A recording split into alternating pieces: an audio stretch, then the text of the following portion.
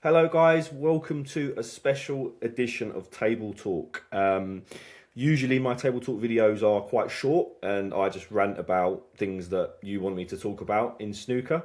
But today, I'm joined by the Snooker Hall podcast's Dan Murrin. That is the right way of saying your name, isn't it? Absolutely. It's just like muffin, but replace the F with an R. Because I remember when I promoted our podcast that we did, I think in November, I was saying Murrin, and you weren't happy about that. Apologies. Oh, no, I was never going to speak to you again, actually. I was going to try and find out where you lived and send you a strongly written letter. A strongly written letter, yeah. But if you didn't already know, Dan and I were on a podcast together on his podcast, the Snooker Hall podcast, back in November, I think, for the Champion of Champions. So if you haven't heard that already, go and listen to it. And if you haven't already listened to his podcast, what are you doing? Let's go and listen to it. But what we're going to do today on Table Talk is have a chat, talk about the World Championship coming up, talk about the season so far. It's basically its end, isn't it? But we still have loads of snooker left to play. Talk a little bit about the qualifiers and answer some of your community questions. So if you are a super fan of Baize Breakdown, you will know that my YouTube recently have decided, Dan, that I am a spam account, I think. Because it's not just the post. So I had a community post up, guys, that was promoting this this podcast, this kind of video, and all the comments are gone. There's only one comment, which don't worry, I'm still going to answer that question. Sorry, but yeah, had a chat with YouTube, and they just don't care. So guys, brilliant. Last night I put up a community post at like 9 p.m. and we've got more questions from last night than we had from Saturday. So guys, everybody that asked the question, so thank you so much, because I mean we had a community questions part, and I mean if we had one question it wouldn't be great. So thanks guys for that. So Dan, I'm talking too much. I just really want, because obviously I've got now nearly 2,900 subscribers, which is, after a year, I think, is of hard work, is really, really good. But I think a lot of my subscribers won't know a lot about other snooker YouTubers, because I think, I mean, they'll know about Stephen Hendry, but I think we want to promote everybody in the snooker community. So over to you. What do you do?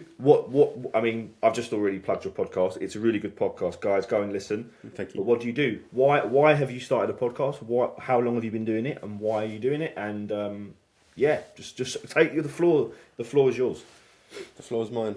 Well, I started the podcast just over 2 years ago, and I suppose the ethos was completely different to what the final product has turned out to be.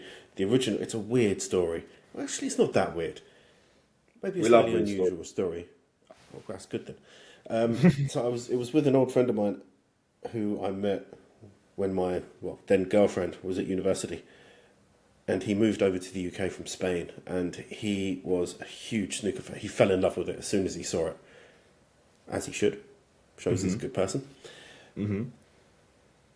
But then we've kept in touch over the years.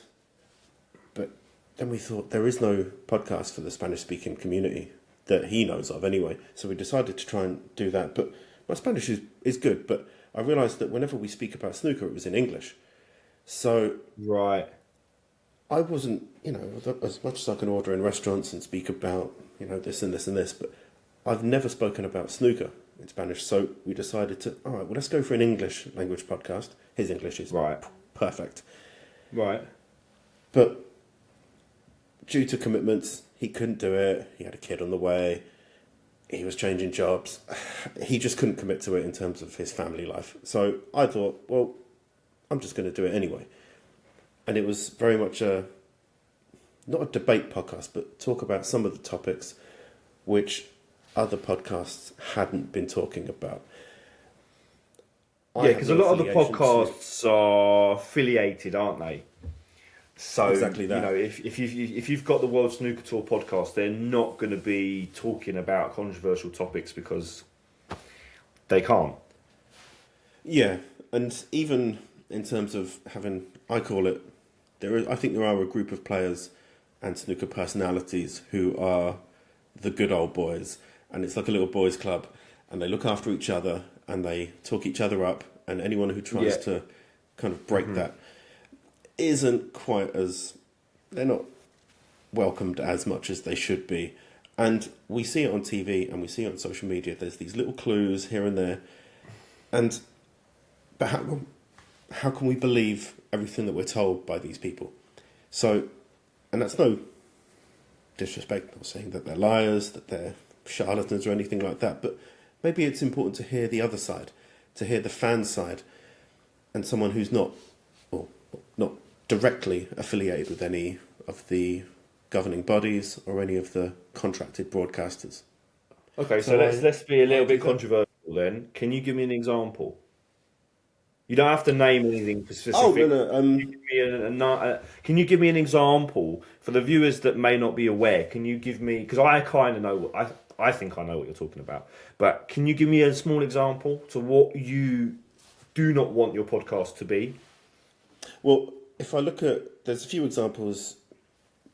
One notable example I remember from the World Championship last spring. It's a year ago now.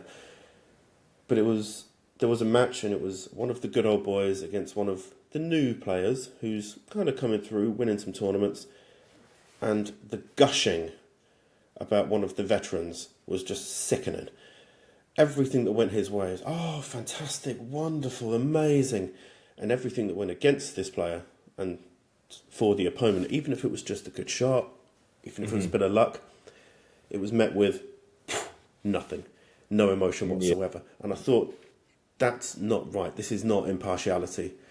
A recent example is when, during a trophy, it wasn't a trophy presentation, it was the after party. I wasn't there, but I've seen the videos.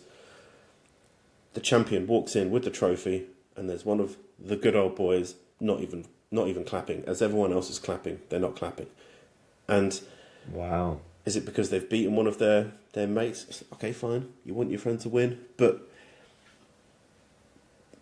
could you not show some professional respect and just give a round of applause to a guy who just won a trophy? Yeah, I didn't like it. And if we see bias like that, how can we really trust it? Yeah, I think that, so I'm kind of the opinion, and a lot of my subscribers will probably jump on me because I know it's not popular, but I think that snooker coverage needs to be modernised. I'm not necessarily saying that we need to drop the older commentators or anything like that, not at all. But I just think that we need to, when I watch, say if I watch football, or if I watch Formula One, or if I watch tennis, or if I watch any other sport, really, the amount of coverage, the coverage that follows that sport, the amount of sort of data that is available. I'm not saying that you should dataize our sport, but for me, as an analyzer, as someone that wants to analyze snooker, the amount of data available for things that should be available in the public domain is so small, and it starts with the broadcasters. We're not a big sport that's going to have an opta like football, but the broadcasters need to be better at publicising stats, because if I didn't have Q Tracker, I'd just be doing guesswork. And Q Tracker obviously gives sort of centuries, frames per 50 plus break stats. There are some public domain stats for like long potting, but it's usually only triple crowns, stuff like that. So TNT need to do more, and WST need to do more. But for me, my point is that how are we going to attract a modern audience if it's just all old tales from the 70s? Nothing against old tales from the 70s, but what you're saying there kind of resonates with me, because it's like, I've heard these stories for the last 25 years, and I kind of, if I love snooker, so I like that, but how am I going to get my, 10-year-old nephew to want to watch snooker if he's talking about things that, he wants to see great shots, and maybe some kind of stats or some kind of like analytical kind of, I don't know what the word is, but yeah. So I'm all for things like your podcast, which kind of change the trend. Well, it's to quote Ricky Gervais, he doesn't want to change anyone's mind on religion, but he thinks maybe just hear the other side. Maybe it's okay to believe this or not to believe that. And, for example, I would say some of my opinions some people don't agree with, but I think there's a good reason for it. I also agree that maybe, you know what I mean. It's sometimes it's okay to feel a certain way, and I think there is, in a lot of sport, there is a very binary attitude amongst fans. It's just A or B or black and white. There's no grey area. Sometimes there is a grey area, and it is okay to maybe be torn on a subject. But if we're told constantly that a player is the greatest of all time, the greatest of all time, the greatest of all time, then we eventually will believe it. But it's okay to hold other opinions too. And if you believe that, and okay, there are some players who are clearly not the greatest, but it's not always as black and white as it would appear. As we are told. I do this quite a lot. So what I do, I did this yesterday. And it happens quite a lot on my channel. So I personally don't, with the GOAT thing, my favourite player as a kid was Stephen Hendry. But I get told that I don't like Stephen Hendry. Because what I don't like is there's two narratives that seem to come on my channel. And then you've got the Ronnie fans who say that Ronnie, even now, is better than any player that's ever played the game, which is absolute nonsense. Or you'll get the staunch Stephen Hendry fans who'll say, oh, Ronnie's never done this and never dominated and done this, and so Hendry's better because, you know, the tables were worse and Hendry, you know. And for me, I had a conversation with a guy yesterday, and I'm doing a Winner Stays On my channel, and I had 2004 O'Sullivan from winning the World Championships against 95 Hendry. And honestly, after 300 votes, it was 50-50. Ronnie won by 2%. Swing, so it's like Brexit basically, and the audience decides. That's the whole point of the game. And I understand that Ronnie's popular, but the guy in the comments, and not naming names, but the guy in the comments was saying the only reason that O'Sullivan has won is because everyone's English that follows you, which is not true, and you know, Hendry in his prime beat O'Sullivan every time they played, which is also not true. So my thing was like, well, okay. And he was also saying, oh, the only reason Hendry didn't beat O'Sullivan in the 2000s is because the tables changed and his cue broke. And I was like, listen, I think that's a bit of a cop-out. I don't think that's true. And I said, well, you're also forgetting that when Ronnie was in his prime, he beat Hendry almost every time they played as well. It's 50-50. We didn't see 95 Hendry against 2008 O'Sullivan because it's impossible. But the thing is, if it was the other way round, I would still go, well, for me personally, I think Ronnie's the best player. But if someone said to me, I think Hendry in the 90s was better, I would completely agree. I would say, yeah. But there are people that go, no, you're wrong. And that's, you can't do, they're so close. They're so close. You can't. It's not just, there's so many factors to consider. Yeah. And it is close. It is close. Absolutely it is. And yeah, but we're told a lot by WST constantly in their social media. Every other video is about Ronnie O'Sullivan. And the GOAT. Speaking about kids, it's like, okay, well, why are we idolising this 50-year-old man? There's so many more players who are in the younger generation who we could build the sport around, or at least try to, but they're not even trying. And that's a problem, because these guys aren't going to be around forever, and they're definitely not going to be at the top forever. Great careers, legends, the lot of them, all three of them, and I group them together, as we all do. Yeah. But we can't rely on them for the future. They are not the future. So we need to do something to promote a next generation of 100% of players and fans.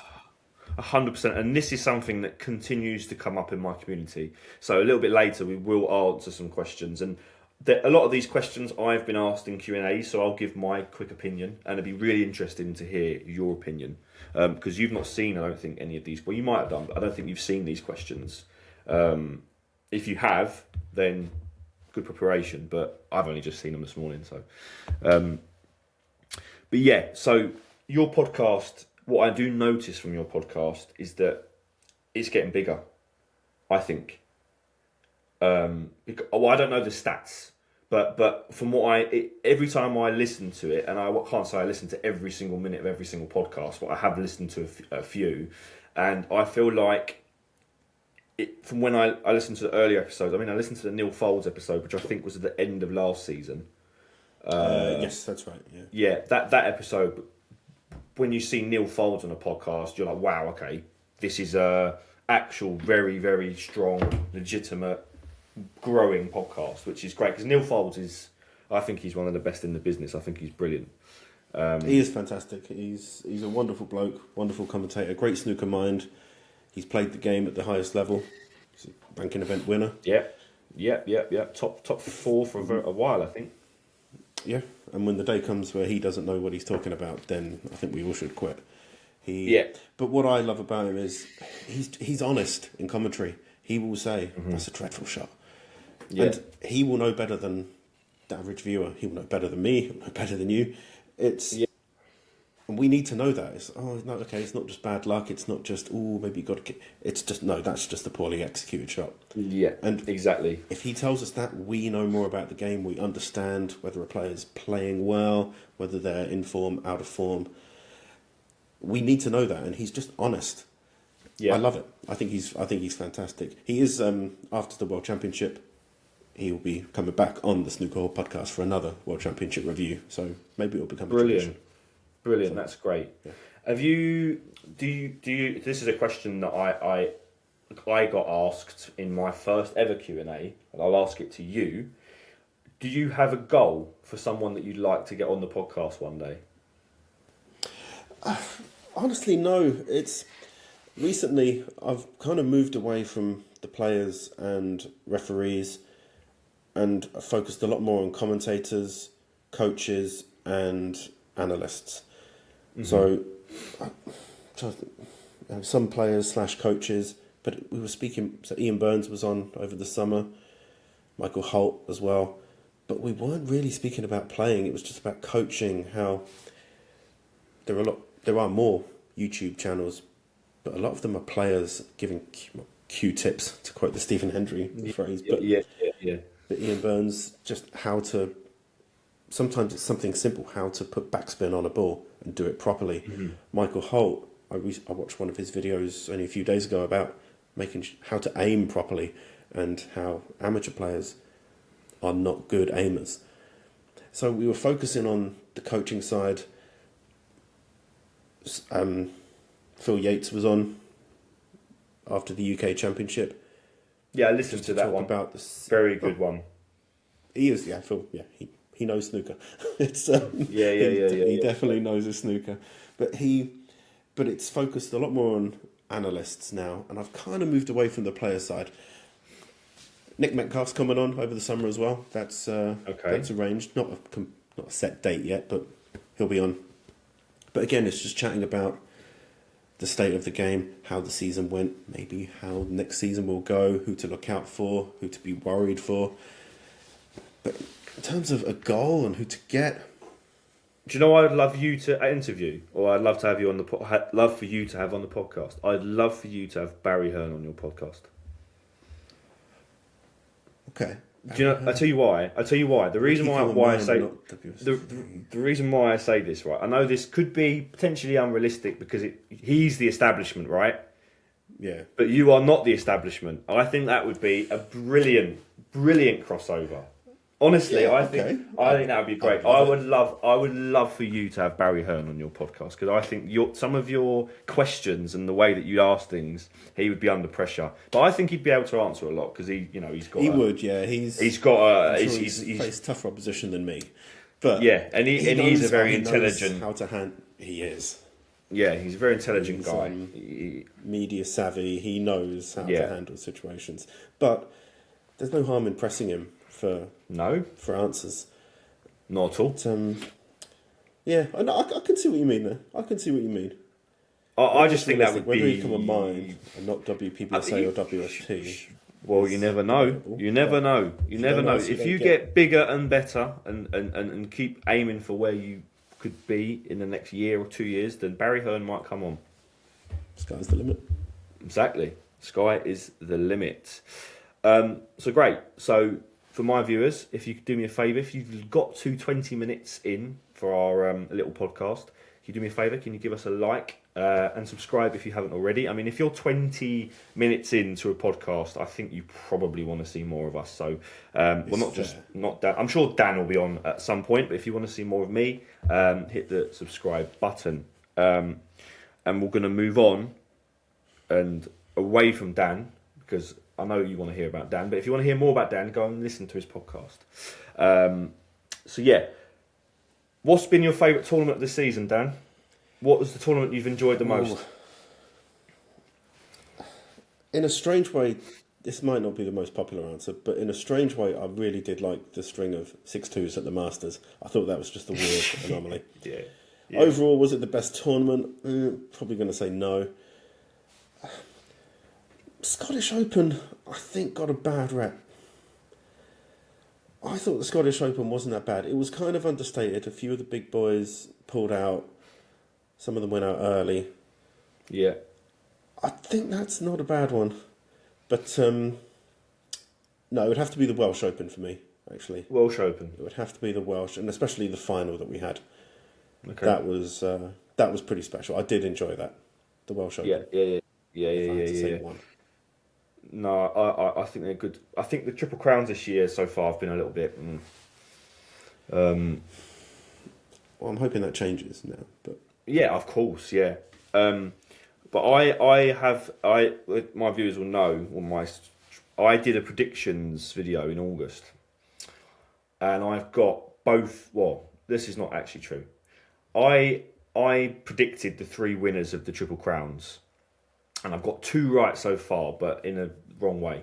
So I predicted that Kyron Wilson would win the UK and Mark Selby would win the Masters, but I got them the wrong way around. And also in that video, I said that I thought Ronnie would win the World Championship, but I also said that I thought he'd beat Zhao Xintong in the final, but they can't meet in the final. So damn, It's a semi-final again. They'd meet, but. Everyone's been asking me who do I think's going to win the World Championship, and to be honest, I don't think Ronnie's the favourite at all. But because I've got 2 out of 3 correct, I'm just going to stick with it, or sort of correct. You know what I mean? So I'm going to stick with it. Yeah, you kind of have to put your money where your mouth is now. It's Yeah. But in terms of favourite tournament for me, do you know what? I know this sounds a little bit weird, but I actually think the tournaments earlier on in the season I enjoyed a bit more. I'll have to say. So, like, when we first started talking to each other and I went on your podcast, I was really enjoying snooker at that point because there were so many different winners. Yeah. I like the fact that there were so many different winners. I don't know how many tournaments it was, but I think it might have been up to the German Masters, wasn't it? Because Judd won the German Masters. Yes. It was a lot of tournaments. Maybe I'm a little bit wrong, but... So Zhao Xintong has won 3 ranking events. He's won all the player series, hasn't he? Yeah, but apart from that, the ranking events have all been won by different players. Yeah, if I'm not mistaken. So Mark Selby has won a couple of invitationals, but that's an incredible record for a season. Yeah, because we don't, last few years we've had Kyron Wilson win 3 or 4 last season, I think. Yep. Judd won a couple of seasons where he had 5 or 6. Ronnie had a season where he won 5, I think 7 years ago. So, yeah, that is a weird season. But I suppose in a way it shows that there's depth and quality at the top. Anyone can beat anyone. Absolutely, and I think that's a good thing. I know there are some who would disagree and they would like to see one player, maybe just ahead of the others, and everyone, a group chasing one player. I don't know, I guess kind of like Tiger Woods and like other very good players just chasing him, picking up tournaments here and there. Yeah. I disagree. I think if we get a swathe of players just capable of winning tournaments, it increases the drama. We don't have clear favourites. Like in tennis at the moment, for example, men's tennis, it's Yannick Sinner or Carlos Alcaraz. And it's one or the other. Everyone else is kind of hoping for a fluke victory or one of them gets injured. That's kind of what we're dealing with men's tennis. Because even Djokovic now is just about body and and as successful as he's been, he's not 22 anymore. No. He can't keep up with these guys. when he's completely fully fit and early on in rounds, I see him and I think, oh yeah. But then you get to a semi-final and you think you've lost, and he's 30 Just odd. Yeah, It's just a little bit. now. Yeah, he's not. Yeah. But it's going to happen, and but in terms of, it's a while since we had that. Well, yeah, as tennis as an example, on the ladies' side, now that Serena and Maria Sharapova have gone, it's a bit more open. Not so much anymore, but for a few years it was. Yeah. But in snooker, we've got a lot of players who are capable of pulling it out when they need to. Even Luca Brissell. I think I literally said that. I don't know if you saw my video recently where I said if Luca qualifies, he could be one of the favourites in my eyes. Yep. And I know that sounds. A lot of people were like, "What?" But my thing is that if he gets there, he's won 2 not best of 19s. So that means that he's prepared enough to be competitive to get there. And if you're, I don't know, my fear, if I was Zhao Xintong, who I think's got a really good chance of beating this curse, would be getting Luca in the first round. Because Luca would be like, right, I want to beat this guy so bad. And I know Luca, for him, he needs a challenge like that. He needs to face a Ronnie or a John Higgins or a Mark Selby. And if he did that, you'd see Luca Brissell. If he faced, no disrespect to anybody that I'm going to say, but if he faced a Chris Wakelin or maybe a Ding, I don't see him really getting up for that. But if it's a Zhao or a Ronnie or a John Higgins, we could see a really focused Luca Brissell. See, and I wonder how much because you do hear it sometimes that his World Championship victory was a fluke. I heard that it's a fluke. I heard that it's a fluke. You can fluke a win in one match. Yeah, of course. Possibly. Yeah. But at that level, to fluke 5 matches in a row, no, 70 odd frames. And you were behind. He was 14-5 behind or something like that, wasn't he? Yeah. But maybe that's it. Maybe he just felt he had nothing to lose in that moment. And he just I'm just going to go for this. And it worked for him. And fair play, no one can ever take that from him. Yeah, but I heard I heard that people would say to me, oh, the reason he won it was because the pockets were so open. But last year, he played one of the best sessions I've ever seen against Ding. And the pockets weren't that open. So for me, it's not about that. It's about consistency, as you say. It's you can. I think there's, with that pockets debate, I actually look at this a different way. There is the argument that everyone's in the same boat. So if one player has slightly more open pockets, or the drop is not quite where it should be, it's a little bit further. Yeah. So a little bounce off the jaws, it might just fall in. There is that argument that everyone's in the same boat, everyone's playing with the same cards, whatever the phrase is. But it's, for me, it's not. I slightly look at it in a slightly different way. There's a reason that Neil Robertson is the one who complains about open pockets. It's because technically he is maybe, arguably, the most sound player on the tour. His technique is flawless. He's the best potter, I think. I would agree. And in terms of I would say when he's in the balls, when he is in form, his cue ball control is immaculate. And I think he is, on form, easily one of the most unplayable opponents on tour. 100%. His A game is exceptionally high. But why does he care about the pocket so much? Why is he the one who's usually vocal about this? I think it's because with wider pockets, you get a little bit more margin for error. Now, at that level, just pinching the pocket a little bit to help with position for the next ball, it can just make that little bit of difference. It makes position just that little bit easier. Yeah, but if you're Neil Robertson, you're in position anyway. Most likely.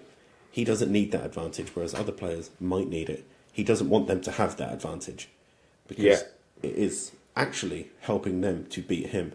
And I think it's not just potting the balls, it's what you do with the cue ball, just those extra couple of millimetres that you might be able to put a bit of extra spin, whatever, a little bit more, take a little bit more angle on the part, just to help with position. It's just that, those margins.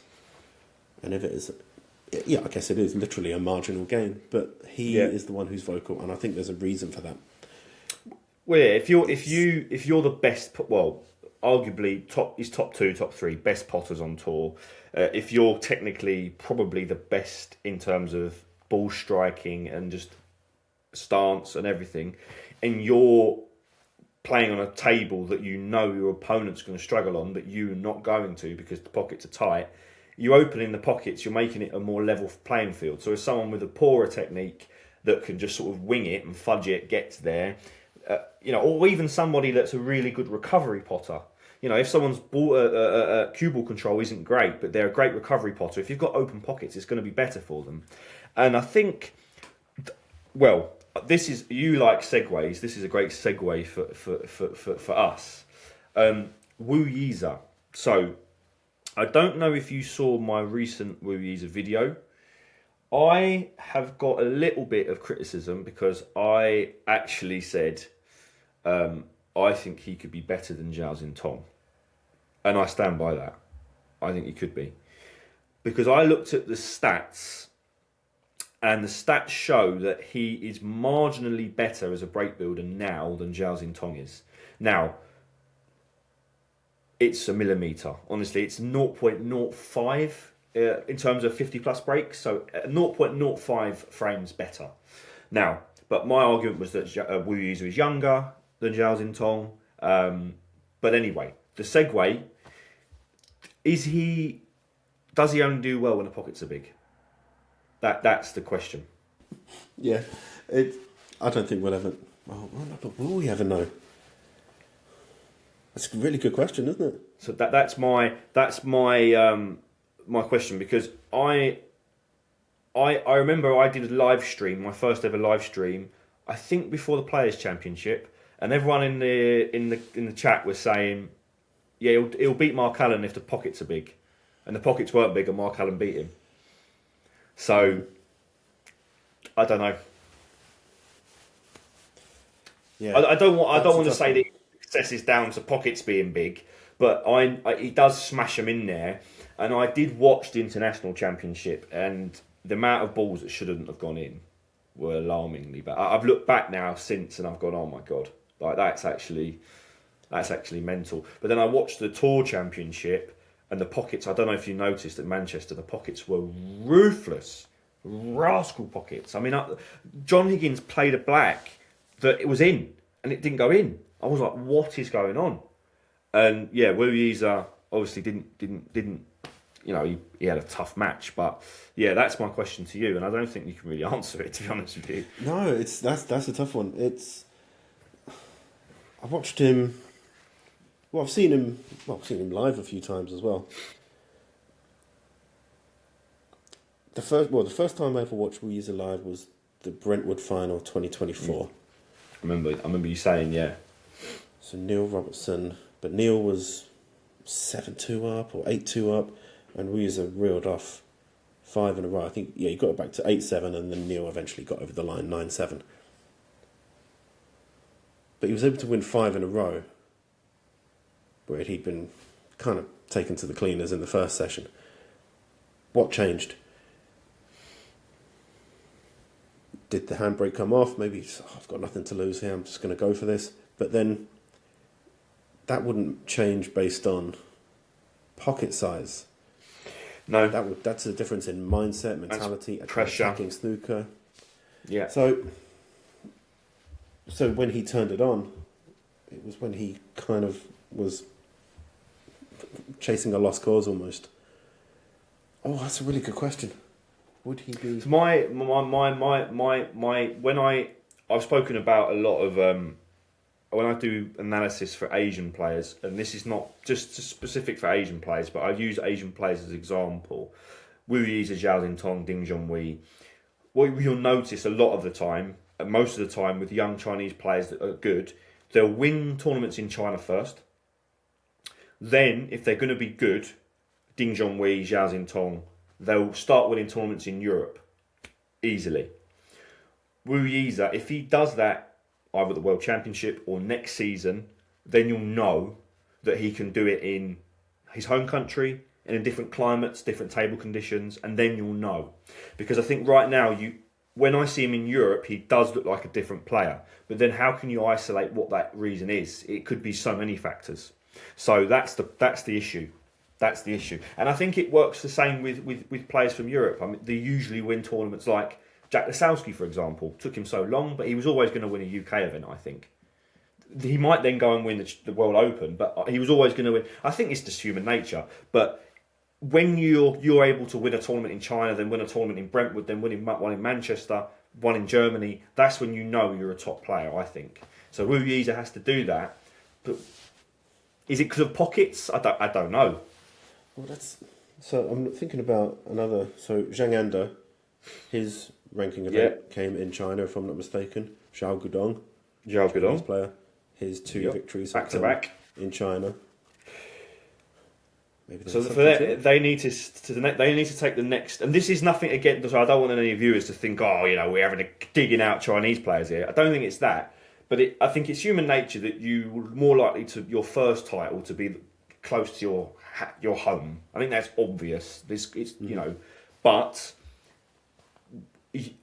Chinese players, from what I've seen, Asian players in generally win a lot of tournaments in China.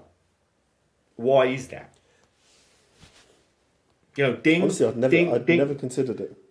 Ding bucks the trend. Ding bucks the trend because Ding is still the best Chinese player, I think, of all time.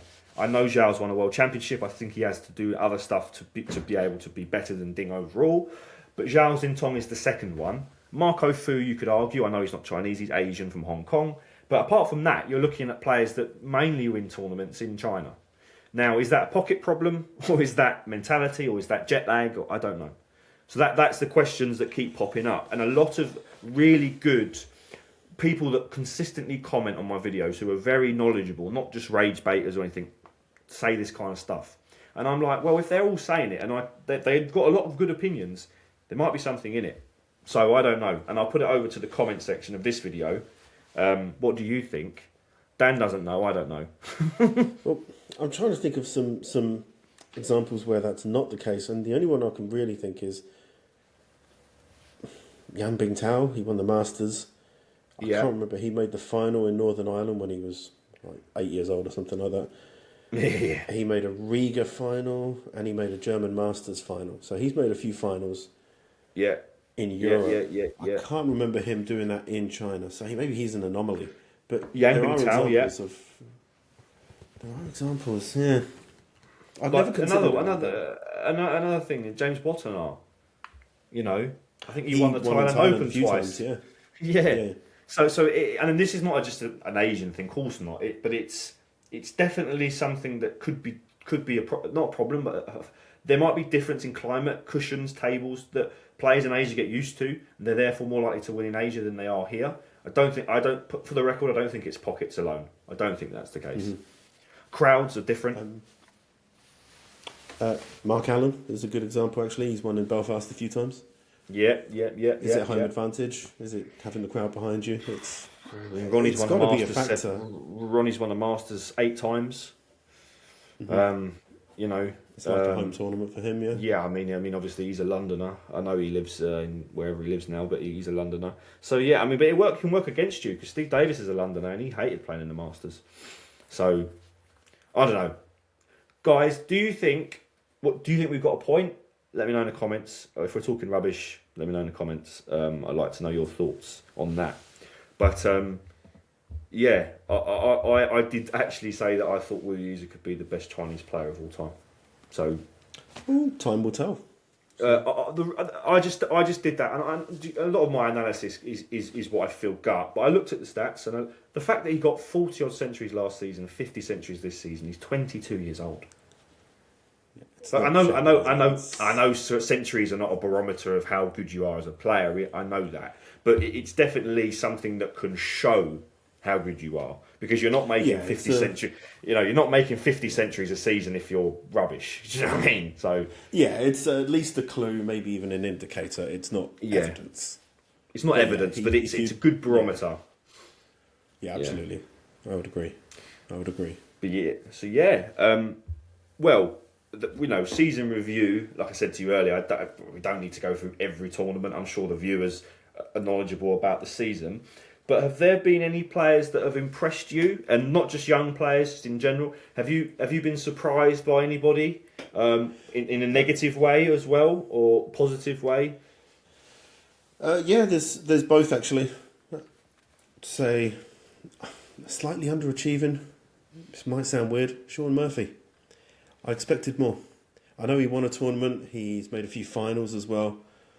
But I thought maybe he'd really kick on this season. And who knows, he may go and win at the Crucible. He was my one. Every time I watch him, he's playing well. Every time I watch him, he's playing beautifully. But he just doesn't win. He's not lifting the silverware. And that's what he's in it for. He's in it. He's a showman. I know he divides opinion. I think he's cool.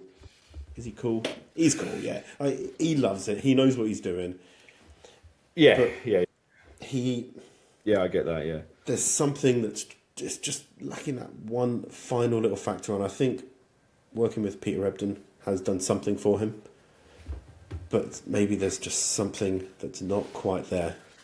And can I be controversial? Talent, he can do it. Go on, yeah. I like controversy. Shot selection with Shaun Murphy. Yeah.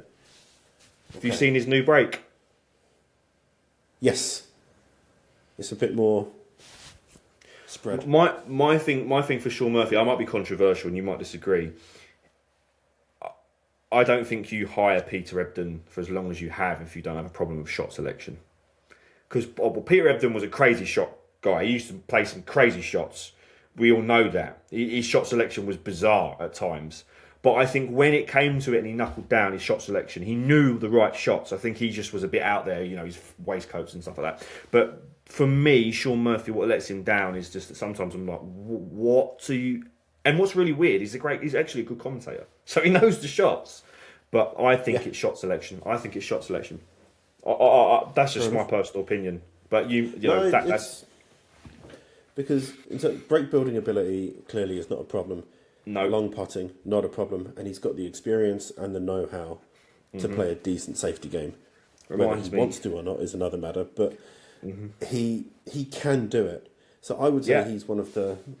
I don't want to say letdowns, but I expected a little bit more from him. Agreed. Another... maybe might not be a popular one. I think Aaron Hill has been a bit of a letdown, actually. He had 2 maximums early in the season.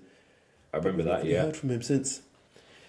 It's been a few months of disappointment in terms of results. Reminds me of Jackson Page. They can do it on the table. They're great break builders, but they just don't have that X factor to win events yet. And I think Jackson Page, clearly a talented player. Will Jackson Page ever reach the top of the sport? Honestly, I don't think he will. He's a lovely lad. He's clearly talented. He's been on the Snooker Hall podcast as well. But will he be a multiple-time ranking event winner? Honestly, I don't think he will. He's more than Michael Holt. Somebody that could probably be top 32 for 10 years, maybe. Yeah, and he would be there or thereabouts, and on his day is capable of giving anyone a good game. Oh, yeah, 100%. But will he put it together for a week and win tournaments? I can't see it. I know he's only young. I think he's still only, 23 or something like that. Yeah. But I think we would have seen... It seems like he's been around for 10 years already. I know he hasn't. Yeah. But I think we would have seen a little bit more consistency from him even after a couple of seasons, and we haven't seen it. Yeah, he's in that kind of Jackson Page, and is in that kind of like Michael White and Jamie Cope kind of where they could probably nick a few tournaments, but be top 16 even, but then be world number 40 next season. Do you know what I mean? Yeah, Ryan Day maybe is another. Day, another one. Yeah. Maybe even Jack Lasowski. Yeah. He's in it that. Seems like we're picking on some Welsh guys there, actually. We named a few Welsh players there, didn't we? Sorry. Mark Williams is really good. He is, yes. Yeah, and I love Matthew Stevens when he was at the top of the game. Yeah. But, can I say something? I think Matthew Stevens on Channel 5 was brilliant. I think he was brilliant. I think he should be given more. I think he was brilliant. I think he was great as a commentator. He was great in honestly, I remember saying to my mate, good friend of mine, Josh, who actually asked one of the community questions for our radio, I remember like 5 years ago saying, and no disrespect to Matthew, I remember saying Matthew Stevens is not going to win another tournament. He should be on as a pundit because he's brilliant and he's been at top of the game. He's won basically everything apart from the Worlds, but he's been in 2 finals. He should be on. He's a good young pundit. It should be. And finally, Channel 5 giving him a go, and he was brilliant. I think he's fantastic. Yeah, I thought the way he spoke was. I will say, at the start, maybe you could see that it took him a few moments to really become comfortable. But even what he was saying, it made sense. Mm-hmm. And I think with snooker analysis, you don't actually have to really dive in too far. Just talk about what's happening and let the public know what they should be looking out for. Well, yeah, he's been there and done it, so he's and he did it well. Yeah, exactly. I think he's one of the highlights of the season, actually. Not his punditry, but the fact that there's new pundits coming through. That is really good. New faces, new voices getting a chance. I think it's fantastic, and I would completely agree. Matthew Stevens, that was good. I liked it. Yeah, and I actually look highlights. Sorry, we spoke over each other there. Look, poor professionalism from me. What was you going to say, Dan? Sorry. What about your highlights and lowlights of the season in terms of like disappointments? So you mentioned Sean Murphy as well. Sean Murphy was going to be mine. Like I say, every time I see him, he plays well. He's hitting the ball lovely. There were a few. About 10 years ago, I remember you could watch Sean Murphy and he could be awful. I remember there was times. Can't give you specific instances, but I remember sort of 2016, 17, 18. You'd watch Sean Murphy and you think, yeah, he isn't the same player he was a few years ago. Now, every time you watch him, he looks like tournament winner. And then he'll just lose. And you think, how's he lost that game? I remember, I can't remember instances. My memory's bad today. Remember, he played a tournament. I think he played the first 2 rounds, and I think he lost like 3 frames. I thought, wow, he's going to be in the next round. And like a day later, you know how they stack all the games up, don't they? And the day later, he's played 2 games and he's out, and he's lost like 4-1. And I'm like, what the hell? And then I think in Saudi, he came out and look, I thought he's going to be right amongst the winners here. Got beat early, and I just thought, what is missing? And he must know what's missing. I mean, my argument is it's shot selection.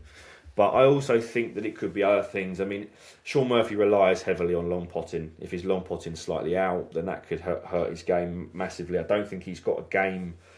Someone like a John Higgins or Ronnie or Mark Williams, if their long potting's off, they can kind of. The reason why they're so good is that they can sort of go, well, my long potting's terrible today. I need to change the way I can play. Don't think Sean Murphy's got that.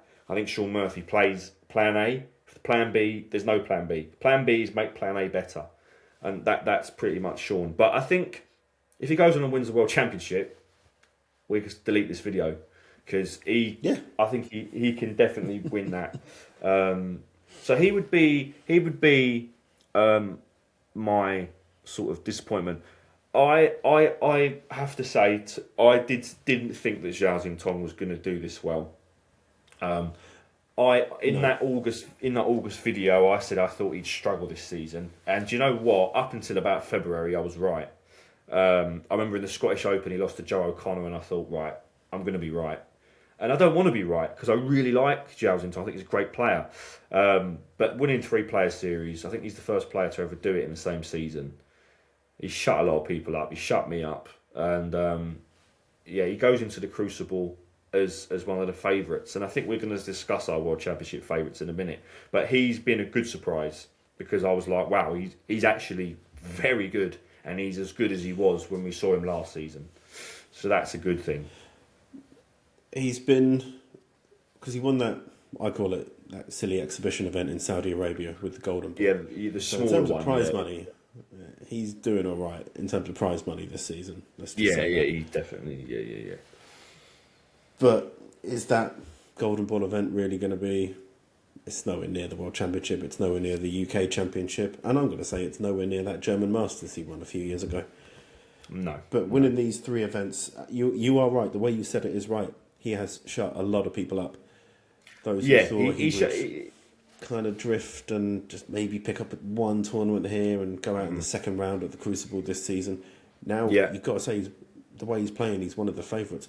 And the worst thing is, for the other players, he's probably not at his peak. No. You can see that there probably is actually some room for improvement there, and that's a terrifying thought. But he's done what Kyron Wilson did last season. Yeah, and Kyron got a lot of praise. Just so. hammer it. Yeah, and I think if you're going to peak, now's the time to peak. Maybe he'll break this Tour Championship, World Championship curse as well. Yeah, maybe. I mean, if he wins the World Championship, I think it'll be one of the best World Championship wins ever. Just simply because of the curse, which we can go into an argument about if it's real, why it happens and stuff like that, and I'm sure everyone has their own opinion.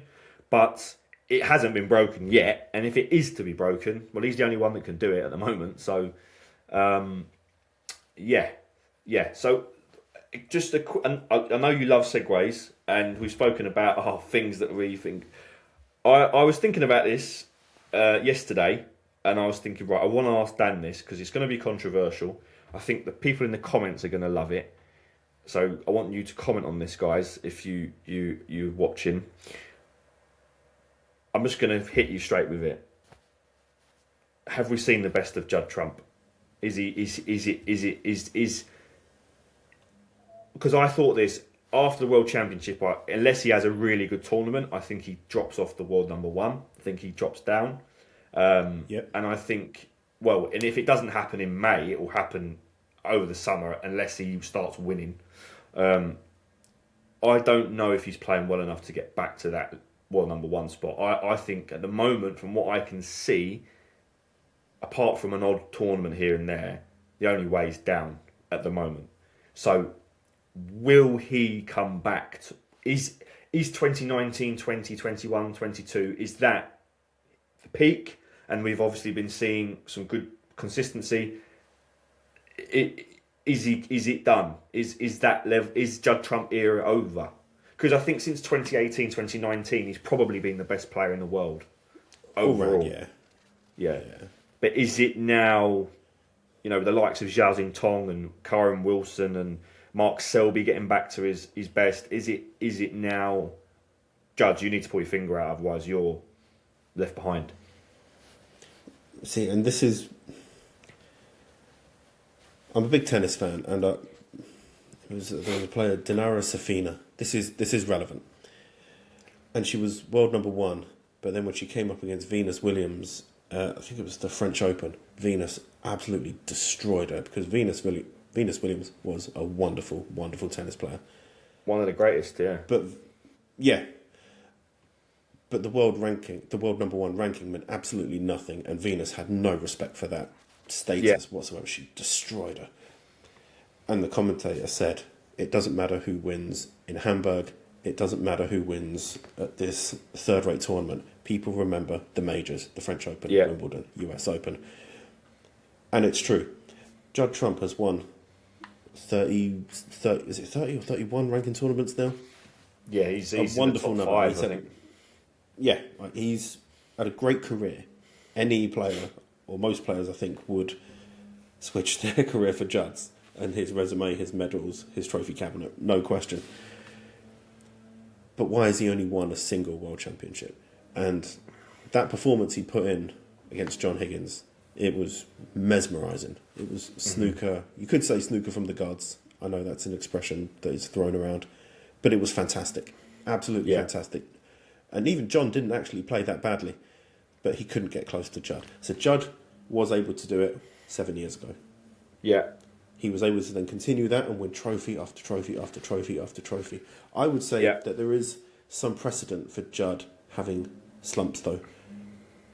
I think when he won he's no longer any. He's nowhere near as good as he was even 2 years ago now. I would agree. And he's been carried. This might sound really weird, but he won 2 big tournaments. He won that Saudi Arabia thing. Yeah. The first one, which carries 500,000 points in the rankings. Then he won the UK Championship. 2 fantastic wins. Done well as well. Good victories in those finals. So he it's not that long since he was able to do it in big finals, but those tournaments are basically carrying him through the rankings. He got no points in the Saudi Arabia Masters this season, and if he has a poor run, I don't know if it's back in Riyadh or Jeddah, it will say in Saudi Arabia, next season, he's really struggling to keep up in terms of rankings, and I think it's pretty much without question that he'll lose the number one spot. And if Neil Robertson has a good run in Saudi Arabia, he probably, of all the people, will take that number one spot. Yeah, and there's a lot of players there's a lot of players that are really, if they have good tournament, good next 6 months, they could be world number one. You're looking at people like Kyron Wilson. I know he's defending the World Championship money, but he if he wins the World Championship, Zhao Xintong, Neil Robertson, Mark Selby. There's a lot of really, even Mark Williams. Absolutely. So he's been in big finals. He made the World Championship final. He made the Saudi Arabia final only 2 years ago. Xi'an. So yes, of course. Yeah, that's big money as well. Yeah. So, but is there a bit of myth around Judd Trump because of that number one? He's been world number one for 2 years now. Yeah. He took over from Mark Allen, and Mark Allen's dropped a long way since then. Yeah. Is he done? Is he a spent force? That's the question. I don't think he is. I don't agree either. But I think he's got to start playing better. Well, yeah, of course. But why is he not? He's making a lot of finals. Like he made that final at the Tour Championship. He made the final in Germany. He won that one, but that was because Sean played badly more than Judd winning, I would say. Yeah. He made a few other finals, lost obviously famously to Jack Lisowski, but I think everyone wanted that really. Even Judd, I don't think was too sad about it. No, yeah. But he's made a lot of finals recently, and he's there or thereabouts. If we compare him to John Higgins went 4 years without winning a ranking tournament, but he was getting to finals. Then he won 2. Yeah. He's still making semi-finals and finals. 50 years of age. Judd Trump's a lot younger, a lot more gas left in the tank. I think he can come back without question, and he is an amazing player. I think the thing with Judd is that what we do, I think, as snooker fans, is that we kind of categorise players in our own minds, even if we're not kind of aware of us doing it. So I think when you categorise now in the world, even anybody, I think you have Judd in the top bracket. He's in the in your mind as and Ronnie will be in that bracket. Even if you don't think he's playing well, he'll be in that bracket because Ronnie is Ronnie, right? And then obviously you've got your class of '92, kind of close to that bracket, and then you'll have your Selby in that bracket, definitely, and probably Robertson. When, say for example, if Ronnie goes, so I'll just use Ronnie for example. He's been in the Saudi final, he's been in the World Open final, he's made 2 maximums in the same game and a 153. And to this season, he's not won a tournament. But that's 95% better than most players of any of their seasons. Maybe not 95, 90%, 85. It's one of the best. It's a great season. So, but we go, he's not playing well. Well, he's 50, he's not playing bad. But then you look at Judd, and it's the same with Judd. Judd's got to 3 or 4 finals and won the German Masters. Oh yeah, but he's finished. But if that was if that was Sean Murphy, or if that was Barry Hawkins, or if that was Ding, or if that was Mark Allen, it's different. You think, that's one of their best. What a great season that is. And that's no disrespect to those guys, but they're in the tier below. Yeah, they are. So, like Selby, for example, when Selby now, it's like he's back. He didn't really go anywhere, but now he's winning tournaments, and Selby's expected every season to win 1, 2, 3, 4 tournaments. Ronnie's expected to win tournaments every season.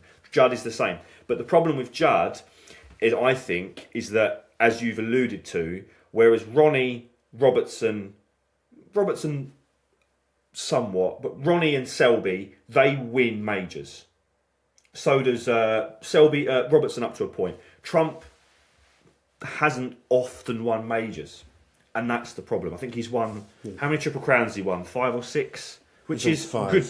It's a great number, but it's not 15 or 10 or 9 or 12. I think Selby's on 10. Selby's on 10 and is like 4 or 5 years older.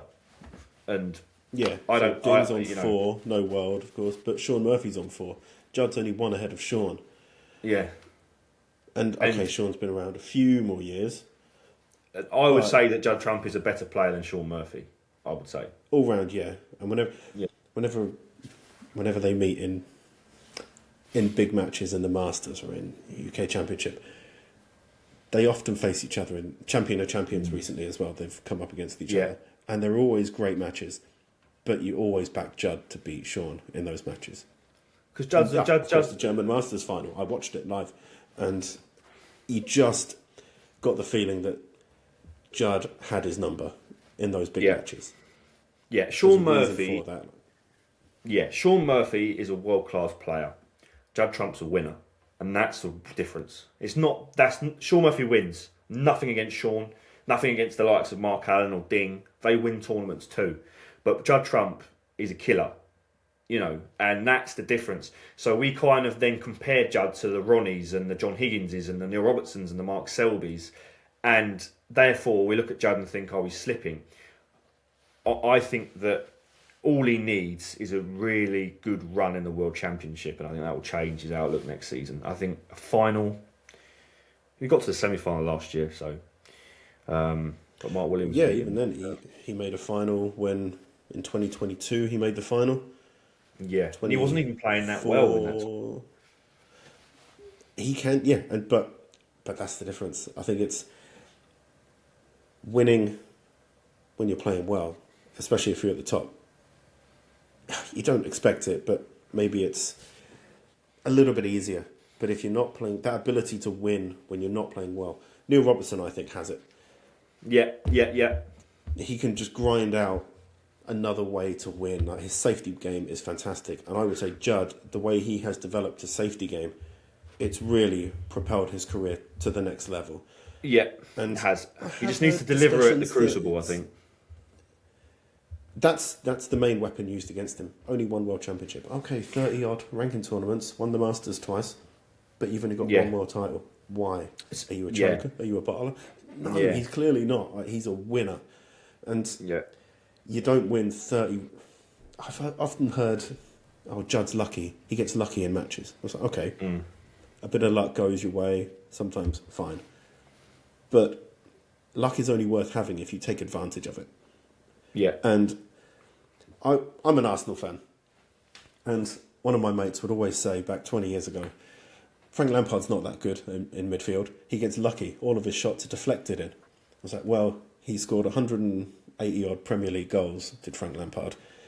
That's a lot of luck to have 180 deflected goals and penalties.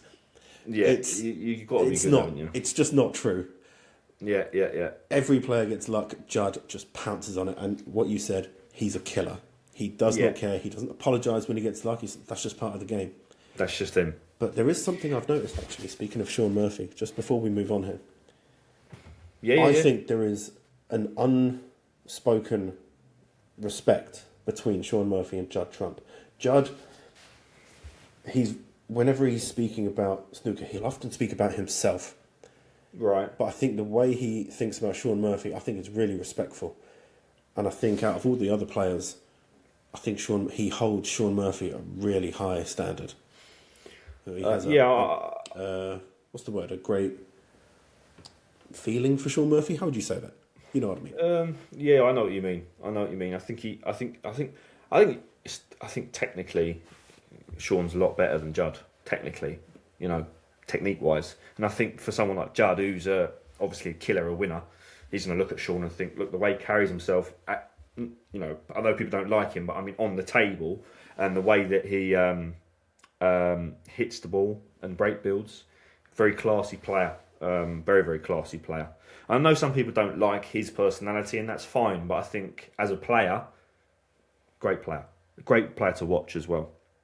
But my last point on that, and the World Championship thing, is obviously I look at the modern era, I'd say the last sort of 15, 16 years maybe, just because it's, since the star tables came in and Barry Hearn took over, I see that as the modern era, And in that time, we've had 4 world titles from Mark Selby and 4 world titles from Ronnie O'Sullivan. And we've had 4 finals from John Higgins and 1 world championship. And I think there's a reason why those 3 consistently have won the world title or been in finals in the last 15, 16 years. It's because they can win sessions and not lose sessions at the Crucible. So if Ronnie O'Sullivan is playing badly or John Higgins is playing badly, they won't lose 8-0. They won't lose 8-0. I know there's been the odd session. I remember Luca beat Ronnie 8-0 recently, but over a 15, 16 year period, you'll count on one hand how many sessions they lose to 0 or even to 1. So if John, I remember, I think 2020, I think Ronnie was 6-2 behind against Mark Williams, but he should have been 8-0 down. And if it had been a different player, I think Judd might have been 8-0 down. You know what I mean? And that the 2 extra frames that Ronnie had got, or the 2 extra frames that John Higgins would have got, when they come back in the evening, it's 10-all. It's not 10-6. So it's kind of like that 2-frame swing. So I think Selby, O'Sullivan and Higgins, the reason why they're so good at the Crucible is that reason. I think Judd can have sessions where he just capitulates, and you can't do that. Yeah. And it is important. But that's why it's so hard to win. It's that consistency. It's just eking every last opportunity out of every session. Yeah. And there's no such thing as a dead frame No. at the Crucible, especially over such a long match. And you're right, that 6-2, 5-3 swing. Okay, it's 1 frame, but it's more than 1 frame. Yeah. It is. It's literally it's a 2-frame swing. 2-frame swing. And mentally, it's just so. How many times have you seen an underdog play well against a veteran, a legend, and it come out 4-4? I think, that should be at least 5-3, maybe 6-2. Do you remember Wu Yi's and Mark Williams last year? I was there for the first session. I think Wu Yi's had something like 400 or 500 unanswered points and lost a match. I didn't know that. I didn't know that. I think Wu Yi's was killing him.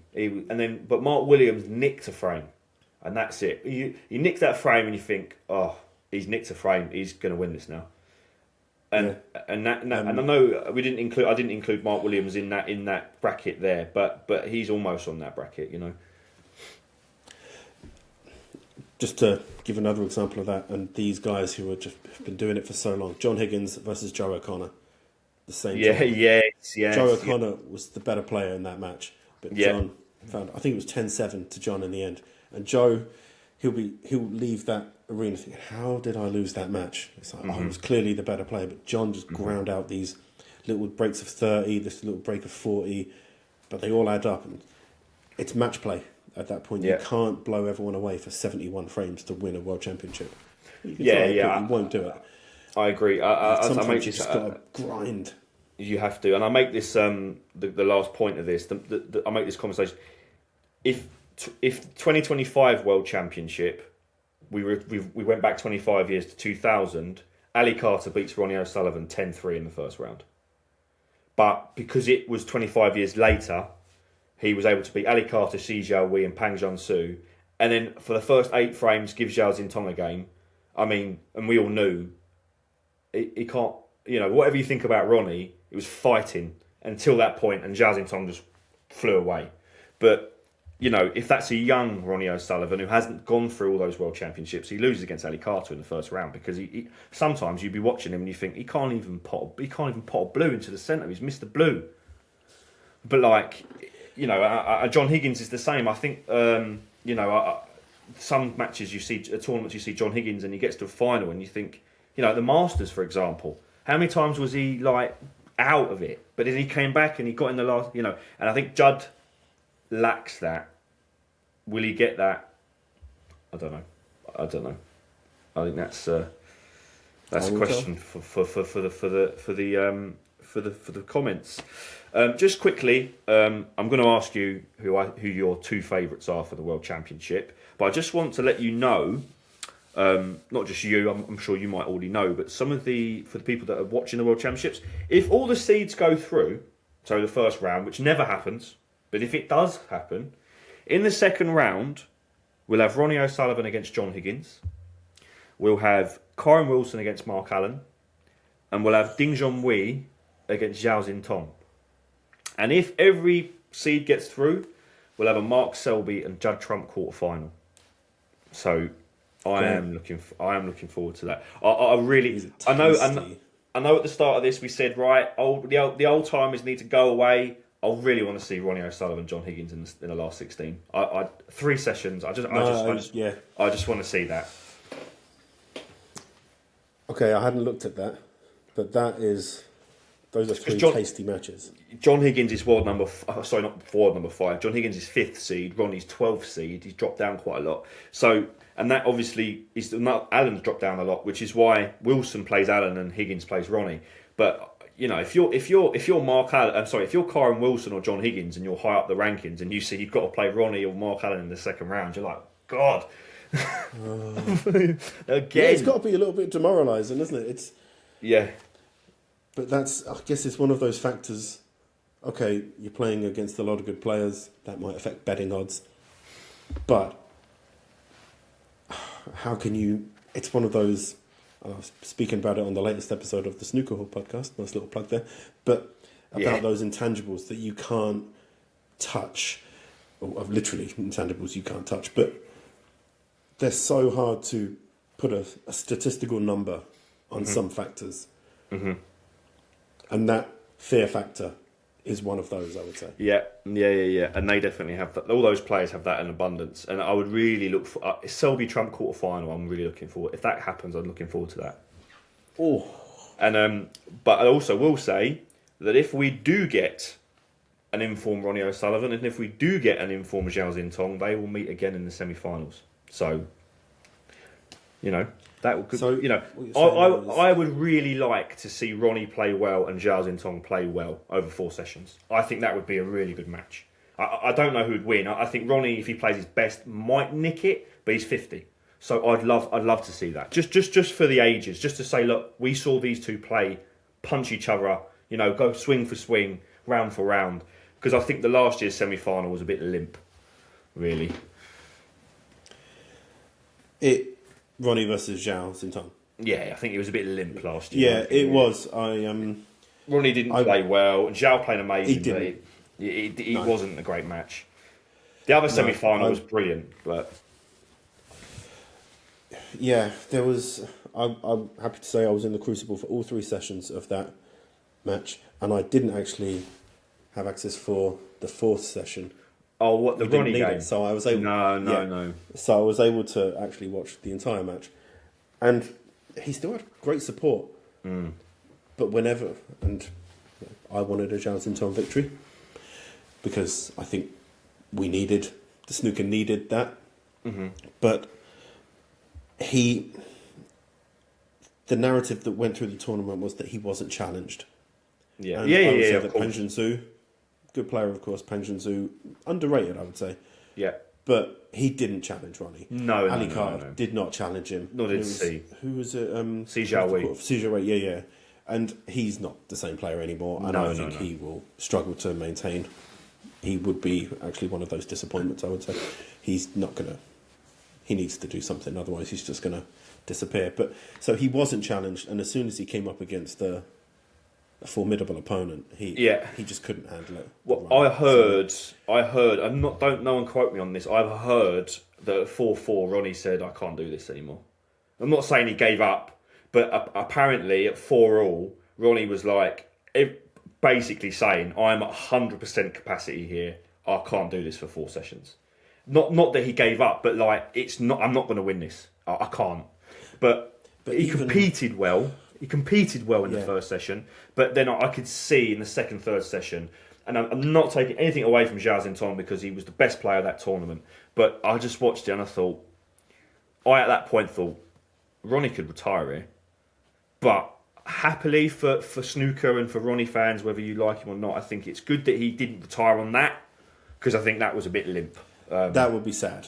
Yeah, that would be sad. And I know you're not the biggest Ronnie fan, but I mean, if he lost 17-7 sessions to spare, it's his last match. No, we can't. Yeah. That can't. That's not. That you can't. Him, he deserves. It's like a Stephen Hendry retiring after he lost to Maguire. I still don't like that. I know he came back, but he didn't come back really, did he?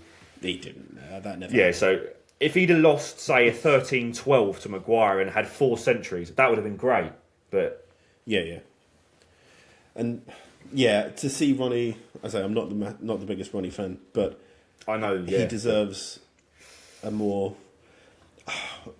He deserves an end to his career when that eventually does come, whether it be this year or 5 years from now. He deserves an end which befits the contribution that he has made to snooker. And I think it should be a blockbuster match against the top player, and he should go all the way, and he goes down swinging.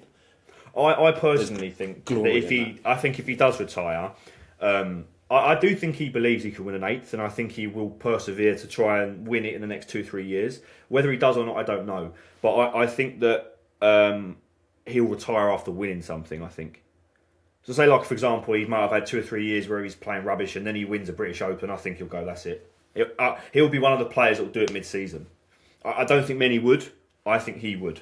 But that's just my opinion. But right. So before, I don't want this to be crazily long and you spend 2 hours with me.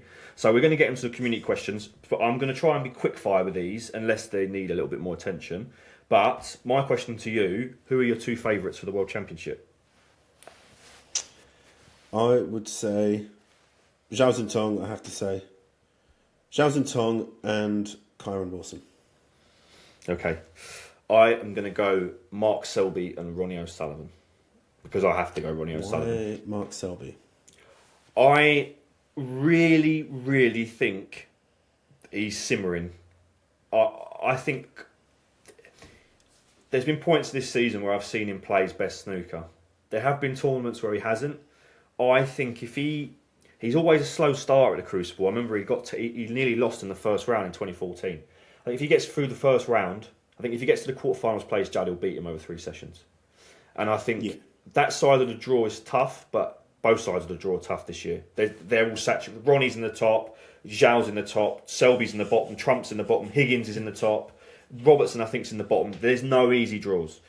I think Mark Selby, because he's done it before, because he really loves winning that trophy, I think he'd be dangerous. If I wouldn't normally pick Ronnie, I would pick Zhao Xintong as well, but because I said Ronnie in my video, I've got to stick by it.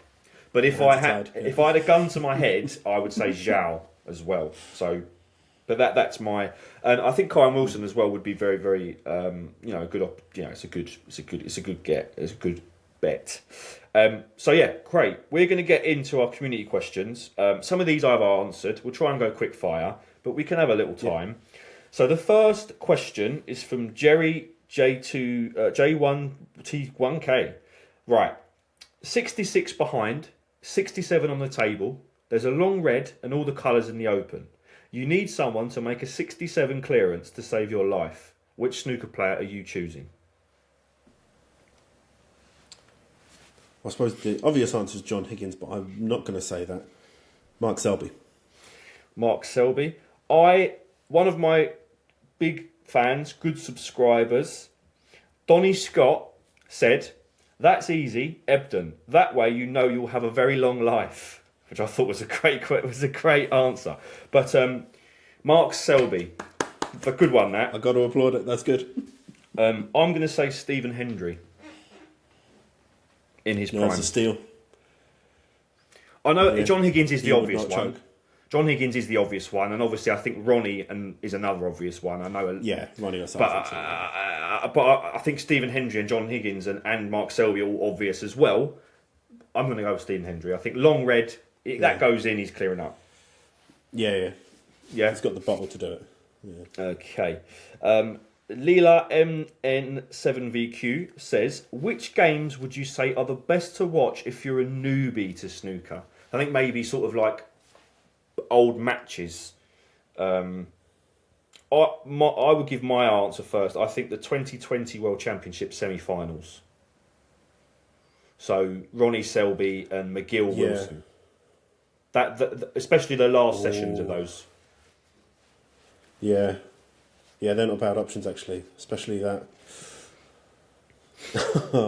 I mean, that would be a baptism of fire. That McGill Wilson, just that final because you've frame got alone. Exactly. You've got that caginess, and then the Ronnie Selby was like heavy scoring from both, and then a bit of mentalness. And Yeah. I think that would. So, what about you? I would say a good option might be the '94 World Championship final. God, this is going to sound quite... Didn't Stephen Hendry win that when he had a broken arm? Was it that one? Yes. Yeah. Yeah, 18-17. Yeah, It against literally White. went all the way. And so that would be a good one. Like, you're getting drama to the end there. Do you know what? I think this might be a slightly out of the box suggestion, but Ding versus Luca from the World Championship recently. 2025. Oh yeah, A festival of scoring. If you watch that and then you think this is normal, you're gonna be disappointed. Well, yeah, you kind of desensitise. Yeah, you're getting maybe everything else is a disappointment after that, but it's that was a fantastic match. Like, so entertaining to watch. Yeah. Maybe it's a slightly more out of the box suggestion, but I like worth a that. watch, I would say. Yeah. Good question. Okay, Donny Scott himself. My question: do you think that the snooker powers that be have failed to foster new players in remote locations like Canada? Just for context, Donny is Canadian. By effectively putting the sport behind a curtain and saying only people that have paid for a streaming site can watch snooker. Well, I'm not sure. I live in Denmark, so here I can get all of the snooker as an add-on for HBO Max, and it costs 40 kroner a month, so about £5, give or take. So in terms of value, that's actually pretty good. Mm-hmm. £5 a month to get all the snooker and a few other sports as well. I'll take that. For the record, in the UK, you need to have Well, it used to be Discovery Plus, and you get TNT Sports with it. It used to be Eurosport, but it's now TNT. I think you get Eurosport, don't you? I think so. Yeah, we get TNT. We get TNT, which used to be BT Sport, which is now the snooker one. But I think it's £30 a month in the UK. That's a difference, you know. That is a difference. And I don't know about Canada, but I imagine it could be pretty similar to you or not. I don't know. I guess it's all on WST Play now in Canada. So £50 a year. Well, that's not too bad. That's not too bad. That's what, give or take, a £5 a month, or £4 a month, give or take. So it's not too bad, but that's a relatively new development. Yeah, and also it's kind of irrelevant because the question is saying only pay. He's asking. People might not have £50 a year to watch snooker. Yeah, true. He may, but he's talking about younger players and new players. So maybe they don't have the facilities to buy. If it's on BBC in the UK all the time or ITV, you don't need all you need is a TV license. So, do you think that paywalls are bad for the growth of snooker? I think is the question. It's I don't think there's a good answer for that. I think it's yes and no. Does it restrict access?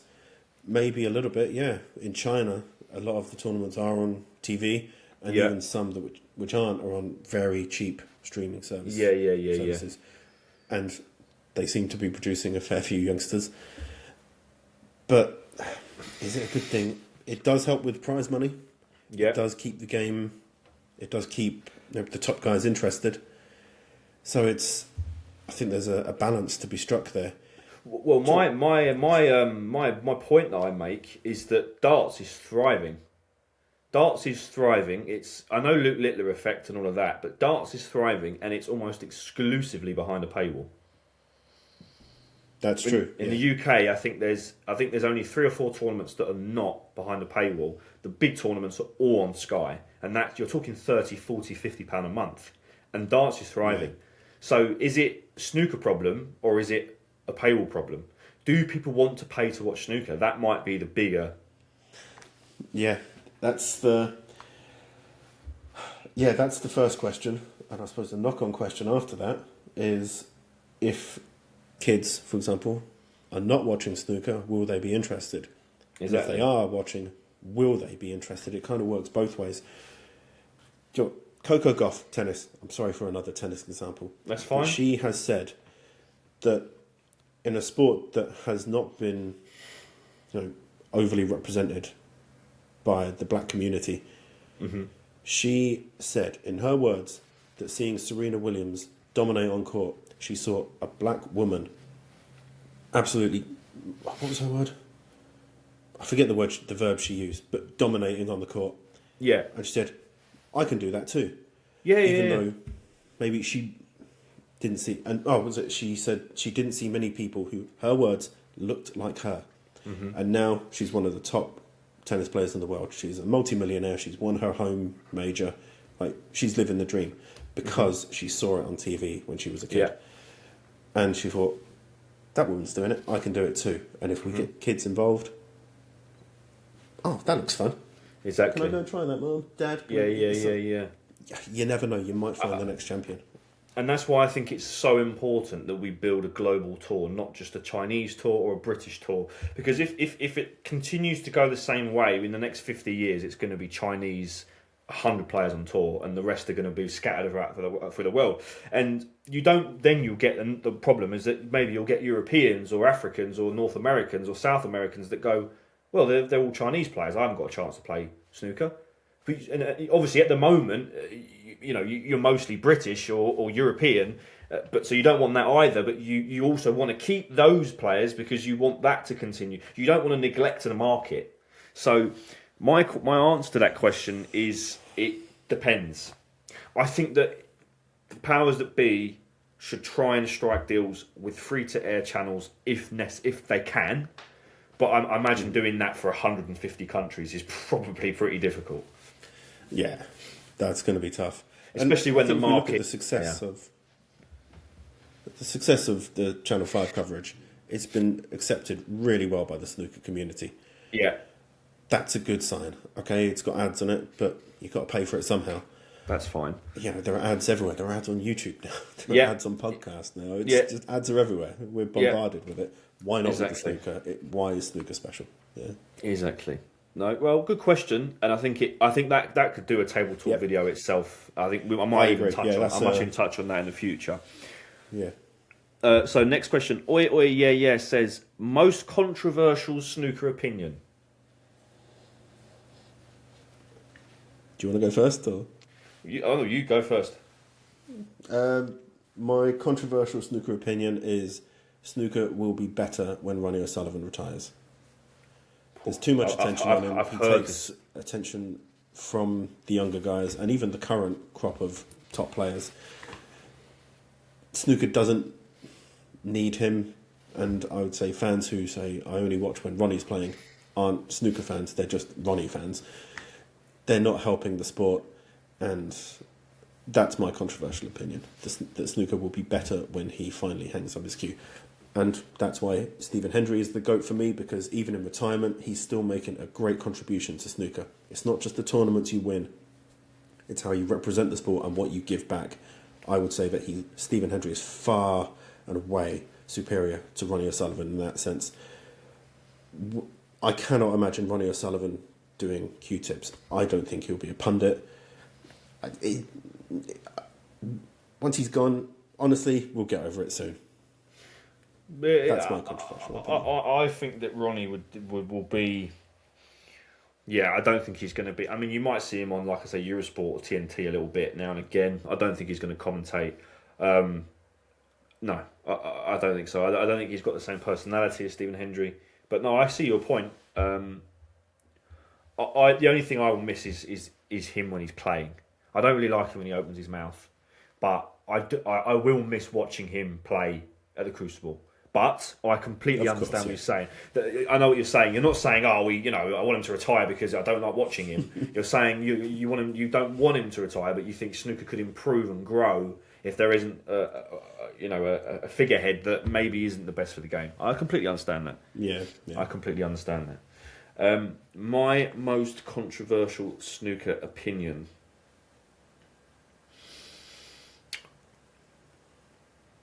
Okay.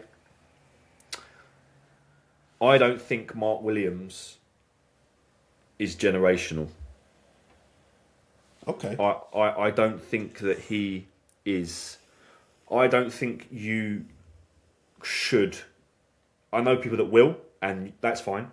I think if you look at the data and you study everything, his career doesn't stack up like John Higgins, Ronnie O'Sullivan, Mark Selby, even Judd, players like that, because although in the last few years he's been very consistent and he does win tournaments, that has been the anomaly for his career. He's had purple patches throughout his career. People talk about his longevity, but there's been periods of 5, 6, 7 years where he's not won a tournament. And although I love Mark Williams, he's one of my favourite players and favourite snooker people, I don't think he's as good as people think he is, like over his career. Because I often hear stuff like, he's the best player in the world, or he's the best shot maker in the game, or he's this, he's that. And yes, you have some very high profile periods where 2018 World Championship, for example, where he was unbelievable. But I think 70-80% of the time you watch him, he isn't as good as people say he is. And I think there's this kind of thing, a lot of people have said this, I think Dave Hendon said this the other day, and this is not me knocking Mark Williams, I love Mark Williams. Oh, the reason that he doesn't have as many centuries as the other players is because he didn't go for them as much in the 90s, which is true. But his 50-plus break stats aren't that good either. I mean, his 50-plus break stats are similar to Peter Ebdon and Matthew Stevens and Stephen Maguire, who are players that are not considered to be a great. You know, he's below that 3-frame threshold that I use for world class. Now, is he a world-class temperament? World-class player, yes. Is he elite and generational and one of the greatest of all time? I don't think so. I think he's bridging the gap between the two. And that's controversial, but I stand by it. Yeah, it is controversial, but I can't really disagree. And you've presented a couple of points there which I hadn't considered. And I do think we could use some stats in snooker, and that's the problem. Cross break thing is a factor. I think with snooker we don't use stats at all often, and we use hyperbole and anecdotes and thought processes and eye tests all the time. And if you do that and you only watch the Triple Crown events, yeah, Mark Williams, one of the greatest of all time, he's a 3-time world champion. He's won the Masters, he's won the UK Championship, he's been world number 1. But then if you look at the periods of time, he's dropped outside the top 16, dropped outside the top 32. Yep. No one that he's being ranked, sort of put with, would ever have done that. You know, Ronnie dropped out the top 16 because took a year out. But if he hadn't have done, he wouldn't have done. You know what I mean? True. You know, whatever you think about Ronnie, Stephen Hendry had yips and could hardly, produce his cue through. He only qualified for the World Championship once because he was always in the top 16. He never dropped out. But Mark Williams was playing so badly that he drops outside the top 32 in the 2000s, not today, in the 2000s. Now, this is not me punching Mark Williams while he's down. I love the guy. I think he's brilliant, and I think his ceiling of his the way how good he can be. He's one of the greatest, but his consistent play, and that's why when they talk about Class 92, he's always like, I'm not part of that. I'm not part of that. But people keep, because they like Mark. But he for me is by a long way the third of the three, by a long way. Yeah, I would absolutely agree with that status. The other two have achieved more, clearly. But I do think there is a myth around Mark Williams as well, that he's this... I think his game is based on... He's like that wily old guy who plays in the club, who, even though he's not as good... He's like Ray Reardon. You know he's going to beat you. He is. He's just so smart. He's got... And now, with all the experience he's got, like, he was already so smart, and he just had that internal, unteachable instinct on how to play and what shots to play. Yeah. His shot selection is the opposite of Sean Murphy. His shot selection is immaculate. He's so intelligent. And he's got the best temperament the game's ever seen. But absolutely. I think so. He is unrattled. Yeah, he's the best under pressure. And yeah. You can build a game on that. And even though we hear, my eyes don't work, I can't pop balls anymore, I'm old. He knows what he's talking about. All this nonsense. He absolutely does. He doesn't need that as much as he used to, because he's so smart. He can just play such a safe, such an intelligent game. He can put his opponents under so much pressure, and eventually they'll break. And then he can just clear up the pieces. And just to clarify, my opinion isn't that he's not good or world class. He's obviously world class.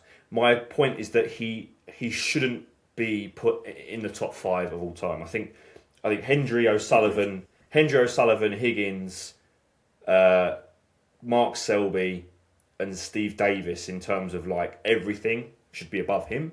And then you can argue that he's a bit below with the likes of Neil Robertson. That might be where I put him. But I'm not knocking the guy. I think he's brilliant, but I just don't think he's as good as people can say he is. Okay, we're going to get through these questions. Some of these will be easy. Amy Rose flip-flop. Do you think that the World Championship staying at the Crucible will help refresh the game in the UK for young players? I think it will help, yes. I think the continuity will. Yeah. A little bit, yeah. Is it a huge factor? Honestly, no. But I think it will make a positive difference, yes. I think it's good for the European game, which we need to continue to build, which I think is great. Okay, Michael. Just quickly on Michael L2F2E. He is now the moderator for my Discord. So I now have a Discord for Baize Breakdown, and he's kindly created the Discord. So guys, if you're watching this video, you're an hour and 33 minutes in, then you definitely like what I do. So I'll put the link down below, and I also do a community post, and I'm also doing a special video on Sunday, which is something that I will quickly talk about at the end of this video, and that will be in that. So all good. But Michael was asked, how long have you been watching snooker for, Dan? Well, I've just hit my 40s, actually. So my first snooker memory was the 1994 World Championship final. Stephen Hendry, Jimmy White, and watching that final frame, I was a Stephen Hendry fan, not a Jimmy fan. And I've been hooked since. So it's been 30 years plus for me now. Yeah, mine is 22 years. My first memory I can actually remember is Paul Hunter and Ronnie O'Sullivan in the Masters final, 2004. And they both had long hair. That was one worth watching, actually. Great final, that. Great final, because you've got 5 centuries from Paul Hunter, and Ronnie weren't playing badly in that final either. Who's your favourite player and why? Of all time, I'd probably say the 2 GOATs, Hendry and O'Sullivan, just because I like winners. But right now, I'd say my favourite player, I would say would be Wu Yiza. Okay. He's fun to watch. He's fun to watch. He definitely is fun to watch, yeah. What about you, Dan? I'd have to go back to the start. For me, it's Stephen Hendry. To see someone perform so consistently for so many years under pressure, nerves of steel, but the skill to back it up. He was just a complete player. He was mine. He was fantastic. He was my first favourite. I remember watching that 04 final, and I didn't really know much about it. It's only retrospectively I remember it. But I remember the 2004 World Championship. Stephen Hendry was playing well. I remember the match he played against Barry Pinches in that. Got to the semi-finals and Ronnie beat him quite convincingly, and I hated Ronnie O'Sullivan then for a while. It was only 4 or 5 years later when I obviously grew up and realised how good Ronnie was that I was like, okay, I can kind of let it get over it now. Fair enough. Okay. Quick fire. If you were a player, this is Michael, by the way, thanks to Michael. He knew that our questions had been deleted, so he just thought he'd throw loads in. If you were a player, what would your walk-on tune be? I answered this recently on the TW Sports Management podcast. It would be, the song is called Battle Without Honor or Humanity. It's the song they play in Kill Bill when Oren Ishii and Gogo and her other little bodyguards are entering the House of Blue Leaves. Now it builds up with a little bit of and then suddenly the music hits. But it would have to be timed correctly. So we'd have Rob Walker introducing me, and just as he says the name, about a second later, then you hear the blast of the music. But you need that intro bit. I know what you mean. Rob's voice. Yeah. I know what you mean. Mine, check it out. It's a wonderful bit of music. So. Yeah, guys, have a look at that on Spotify or YouTube or other platforms as well. I would probably pick Right Here, Right Now by Fatboy Slim. I just like that song, and I think it would be. Oh yeah. You've got to like make it right, but that would be good. Last question from Michael. Your favourite commentary duo after John Virgo's sad passing? I think it was well known that my favourite duo was Virgo and Hendry, just because I liked the parity. I liked Virgo's kind of traditional thing, and then and just to say, I am not looking forward to not listening to John Virgo at the World Championship. I think that's be a big miss. I know we spoke about the old boys club, but John Virgo was a great guy. So rest in peace to John. So my favourite now would probably be Hendry and Davis. As a Steve Davis and Stephen Hendry.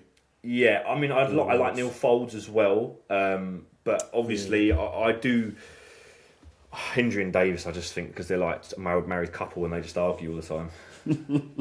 So I kind of like that's that. Good. That's good entertainment. You want to hear a little, yeah. Yeah, I like Folds. Really... If I'd want Folds in the punditry. Do you know what I mean? If I could pick my best, I'd put Folds in the punditry. Yeah. Okay. Yeah.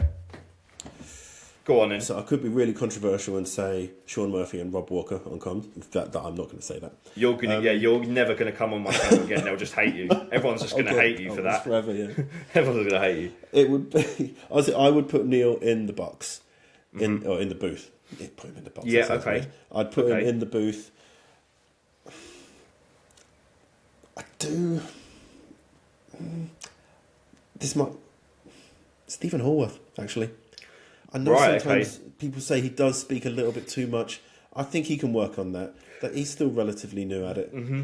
Do you get the BBC in Denmark? So do you get any of the BBC's coverage? No. No, it's TNT. So you're obviously most of your snooker you watch will be on the TNT. That makes sense because I do prefer the Neil Folds, Hallworth, those, but I like the World Championship Hendry Davis like a comfort blanket. But no. Hallworth. I'd also maybe Dave Hendon. Actually, I do like Dave Hendon. Oh yeah, I love Dave Hendon. There are some who I'm not a massive fan of. Joe Johnson, I think he needs to be a bit more blunt. Alan McManus sometimes goes a little too much. Deep. Yeah. I've got a lot of respect for Dennis Taylor, but I don't like his commentary. I don't like his. I do like Dennis. I think he's a great guy. Yeah. But if I had to pick between the two, I would have picked John Virgo. I think John Virgo was a grumpy old man, but I think he was still sharp very sharp. So, but Dennis, no disrespect, I do love Dennis. No, he's earned a status in snooker. Yeah. 113 Browns. Do you think we'll ever see a teenager win the World Championship? No. Maybe, but not for a while. I think if anyone was going to do it, it was going to be Hendry or O'Sullivan that was going to do it, and they didn't do it. Yeah, or maybe someone like Yan Bingtao. Yeah, could have come through it. He was a really good player. Yeah, but no, I can't see it anytime soon. Not for a while, I don't think. Josh Henderson 2329. Do you think there should be better coverage for the World Championship qualifiers? Going off previous years, the only coverage I've noticed is mainly from YouTube or WST TV. And also, going off recent form, who do you think will qualify for the Worlds? So 2 questions there. Maybe better coverage, maybe. Maybe it should be on like BBC Red Button or like TNT4 or something like that for, I don't know. I suppose so. I'm not convinced that it's not on YouTube. I think is it on? Worth checking out to see if it's on YouTube. Yeah, possibly. Mainly. I haven't checked here. I get it on HBO. I mean, obviously, if it's on YouTube, then it's easy to access. I think what he means is does he think there should be like pundits and stuff? But I think there is Ken Doherty and yeah. I think he means production quality. I think. Yeah, I know what you mean. Yeah, okay. I kind of get that point. I think they maybe should be, but I think they do have Ken Doherty on there and Rob Walker. I think that's on Judgment Day though. Yeah, and there have been some of the matches so far on TNT. Or I'm just going to go on HBO because it's easier. Yeah. With commentary, but it's maybe they should improve matches, one it. Will have commentary. It could. It could improve. Yeah. And going off of recent form, who do you think will qualify for the Worlds? That's a good question. I don't actually know. I think Tepchaya has a good chance. He's been playing well. Absolutely. You win a World Open against Ronnie, you're going to be in it's there. Not bad, is it? Yeah. I want Luca. Jack Lasowski. I don't think he'll qualify. Really? No, I don't think he will. I love Jack. I want him to prove me wrong, but I don't think he will. I don't think Luca will qualify either, but I want him to qualify. I think people like Anthony McGill are always very difficult to sort of... Gary Wilson, I think Gary Wilson's outside the top 16. Yeah, I think you'll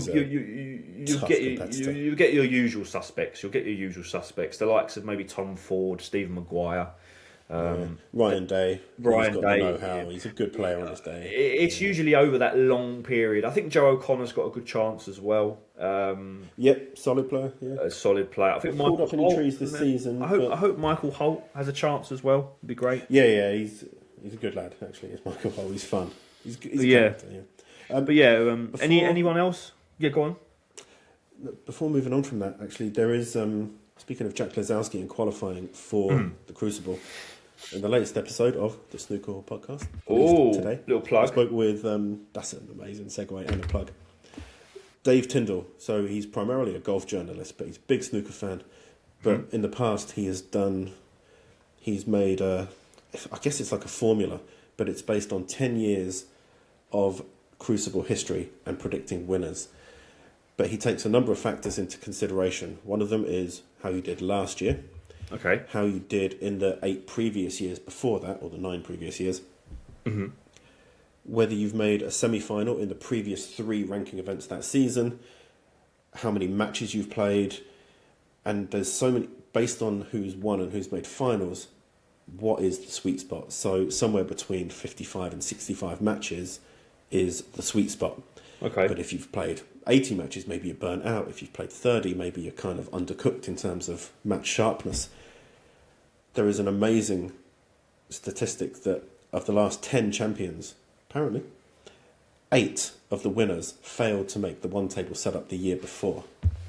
So that's a factor. Age is a factor. Wow. And he also takes into consideration where if you make the quarterfinals, but you're ranked, or your seeding is 9th, you've overachieved. If you're seeded 2nd, but you go out in the semi-final, you've underachieved.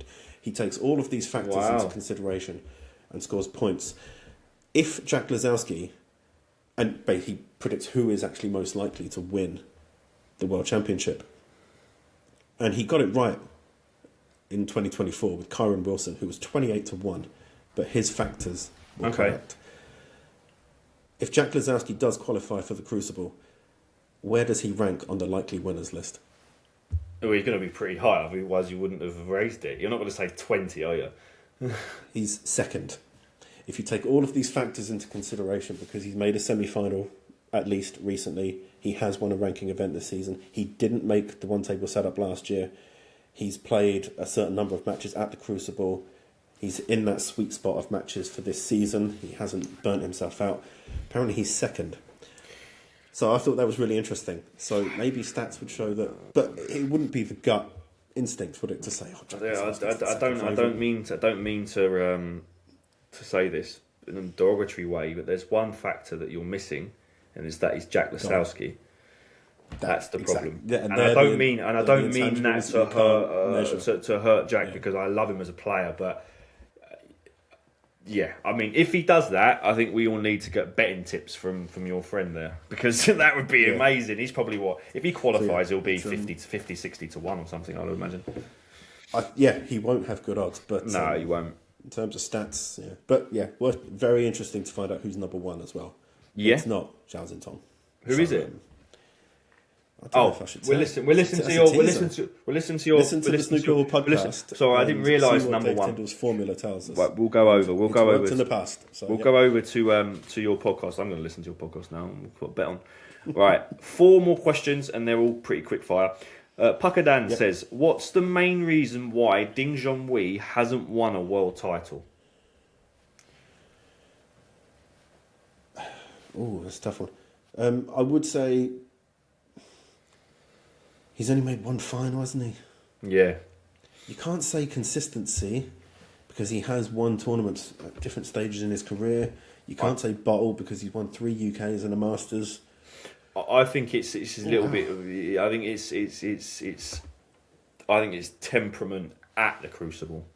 not bottle, Possibly, that's a good but factor. temperament at the Crucible. Not saying he hasn't got a good temperament or bottle because he's won stuff, but I think it's when he gets there, he finds it hard. I think because he got to He's got a semi-final against record, hasn't he?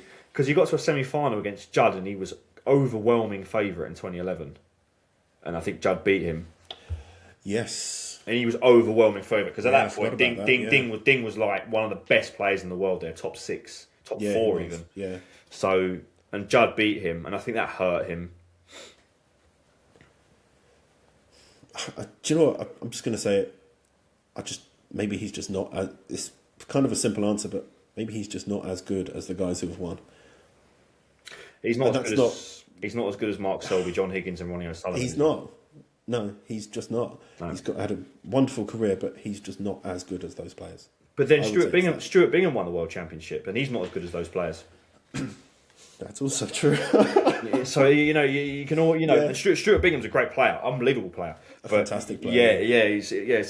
I think it's a combination of factors, but I think I think we've basically got it. Maybe quality and temperament at the right, Goonston 1997. Goonston 97. What snooker player up and coming should we look out for? Dan? Chan Bing Yu. He's shown a lot of promise this season. I think he's already pretty much guaranteed to not be relegated next season as well, unless some weird series of events happens. So he's absolutely justified getting a tour card through I think it was the Asia Pacific route. Yeah. I think it's well that, yeah. Do you know what? In terms of, I'm going to go against the question, someone to look out for, and maybe not in a good way. Stan Moody. Oh, you've just taken my answer. You've taken my answer. Honestly, I don't see. I was going to say 18. He's still a teenager. I was going to say this year. I think I was going to say no. Fine. I was going to say my answer was going to be Stan Moody to look out for him because I think next season is so important. I think next season he needs to do something because he does. You don't want to be that guy that's 21, 22, but you've been on the scene for like 7 years and you've done nothing. You're not really young anymore at 21, 22, like Wu Yiza is, when Wu Yiza's only really been on the tour for 3 years, whereas Stan Moody's been on the scene since 15, 16, and arguably has really, I agree with you. I don't know. I don't see it. I don't know. Yeah, there's been results here and there, but I just think and it's hard to judge, and I don't want to rip on him too much, but because he's still a teenager, the pressure he's under, the expectation on him is immense. But sometimes his behaviour on the table does not give. There are some red flags there. I see the Joe O'Connor very petulant at times. Yeah, but he's 18. It does concern me. Exactly. So we kind of have to give him a break. He's a teenager. He's in a tough spot, but I would hope to see some more maturity and I'd like to see his game develop a little bit more. Yeah, agreed. I think that will help him, but worth looking at, definitely. Yeah. So last two questions. Will's World 1990. I've already done this. So snooker Mount Rushmore. I've already done this, so I'll just quickly put it out there. My snooker Mount Rushmore from my video that I did around Christmas was Joe Davis, Alex Higgins, Stephen Hendry and Ronnie O'Sullivan. Now, obviously, I left Steve out. I left Steve Davis out. But I didn't leave Steve Davis out because I don't like him. I love Steve Davis. The reason I did it is I said, well, Mount Rushmore, for me, is the four most important players of all time in terms of development of the game, in terms of quality, and in terms of promotion of the game. I think, obviously, Joe Davis, by default, should be there because he was the first champion. He's the reason we have a World Championship. Alex Higgins, I think, without him and Pot Black, it's not on television. So Steve Davis probably wouldn't have won any tournaments because there wouldn't have been any tournaments. Stephen Hendry, because he was the best dominator and he took break building to a complete new level. And I think Ronnie O'Sullivan, although I do agree with your point that maybe if he did retire now, it would be better for the growth of snooker. I think with the fact that probably since the mid-90s, a lot of his moments on the table have been box office, his fastest 147, the two 147s. I think you, although you might not like him, I think if you took him away, snooker would be poorer as a whole. So they would be my 4. But obviously, I'd like to hear your 4. There are 2 for me. I'll slightly disagree with you on one of them. There are 2 absolute secure spots on the Mount Rushmore, and one would be Ronnie O'Sullivan, and the other one would be Steve Davis. Right. Okay. The other 2, I think maybe you could go outside the box. When John Virgo passed away, I said that in terms of fame and household name recognition, John Virgo would probably be on the Mount Rushmore. Yeah, with Alex Higgins, Steve Davis, and Ronnie O'Sullivan. That's a great. That's what. But okay, he's not up there in terms. But would John Virgo be on the Mount Rushmore? Well, I mean, if you're talking about fame, to I haven't even thought about that. Worth. Maybe slightly out of the box one as well. Ding Junhui, actually. Without his success, maybe we wouldn't have the strength we do come with loads of these new young players from Asia coming through. The game might not be in such a good state. I think with a lot of these, you can make because it's not like a quality, is it? It's not quality, is it? So I've said Alex Higgins and Joe Davis for a reason, and the reasons I've said you can't really dispute. But then you can say your Mount Rushmore, you'd have Steve Davis over Alex Higgins because of this. But you can't really ever say that that's right because you know if someone did wrong. If someone did someone did Ding Junhui, John Virgo, Stephen Hendry, and Joe Davis, and they told you, you go, well, that sounds a bit weird. But then they explain, well, John Virgo was on Big Break, and that was getting to 12 million households. Oh yeah, that's true. So you know, and people would say Barry Hearn as well, which should Barry Hearn be on the Mount Rushmore? So I'm going to have to push you for your 4, your actual 4. It would be the 2 certs are Steve Davis, Ronnie O'Sullivan. Okay. I'm going to go with it. I'm going to say John Virgo as a personality. Okay. And I'm going to say Ding Junhui because I think his contribution has led to such a growth in the game. So no Stephen Hendry. I'm going to say no. Even though I think he's the GOAT, I'm going to say no.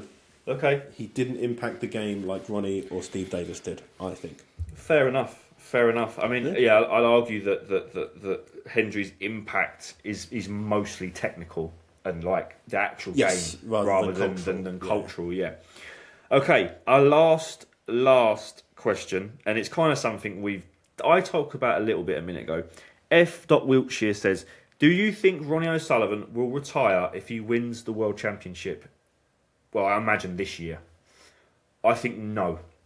If he did win it, I don't think he'll retire. I agree. No. I don't think he will. I think he's shown that there is still life in his game. Like, he's clearly able to perform at this amazing level. Whether he'll be able to handle the 17 days at the Crucible, I don't know. We'll find out. But we'll find out. He's clearly still good enough. He's good enough, yeah. When he's still good enough, I don't think he'll walk away while he still feels he has a chance. Me neither. And why would he not get 9? Yeah, I mean, if you're making for all intents and purposes 3 147s in the same season, I know he didn't. I mean 153. I know he potted green, but for all intents and purposes, he's made 2 maximums and a 153. I mean, you don't do that if you're not playing all right. I mean, Hendry retired after making a 147, which was weird. But what I will say, and this is a Stephen Hendry video, Q-tips, his recent Ronnie O'Sullivan video where they were playing in Saudi Arabia. I don't know if you've watched it. He asked, Stephen Hendry says to Ronnie, Mark Williams has said he's never going to retire. And Ronnie goes, did he? And then Stephen Hendry's like, yeah, he said like he's never going to retire. He'll only retire if he falls off the tour. And I see Ronnie when he went, oh, okay. And I think Ronnie, those 2, Higgins and Williams, they motivate him more than anyone else. And for Williams to say, oh, he's not going to retire, Ronnie's going, well, I'm not going to retire then. I honestly believe that's a motivation. Yeah, and that's nothing against Ronnie. I think, or anyone, I think that's him going, well, if he's not retiring, I'm not retiring. Do you know what I mean? Like it, and I do believe that Ronnie thinks. Ronnie said recently, and this is an answer to a question. He said, "I'm going to give it 2 or 3 years, But he said my biggest challenge will be trying to get back to the level I was 4 years ago again. And if he does that, that's when he said, I'll be happy with that. So I think at the moment it's just about improving. And I don't think that if Ronnie, say, lost in the World Championship this year, that means he could never win it. I still think he's got a couple of years. So no, I don't think he would retire. I don't think he would retire. No, I would be massively surprised if he announced that he's done. Yeah, it's too soon. I just can't see it. It's too soon. Even if he wins, or even if he gets battered in the first round, he'll keep going, I'm sure. Yeah. I think there's still wins in all three of them. There's still wins in them. Yeah. They still got tournaments to win. And that stubbornness is in all three of them as well. Yeah. And just proven by that, if he's not retiring, then I'm not retiring. It's Exactly. Yeah. Exactly. That competitive drive is still there in all of them. 100%. 100%. So that is it. That's our community Oh, no. Sorry. I am jumping the gun. I am missing the one question that the guy who left on my original post had. So I'm going to quickly just answer that, and then we will be finished. Sorry to that person. I just need to find it. This is what happens when YouTube screws you over. Okay. The question is, Junior Home Entertainment 1602 says, final question, what is the worst thing in snooker right now? For me personally, it's invitational tour cards, and I second that. I agree.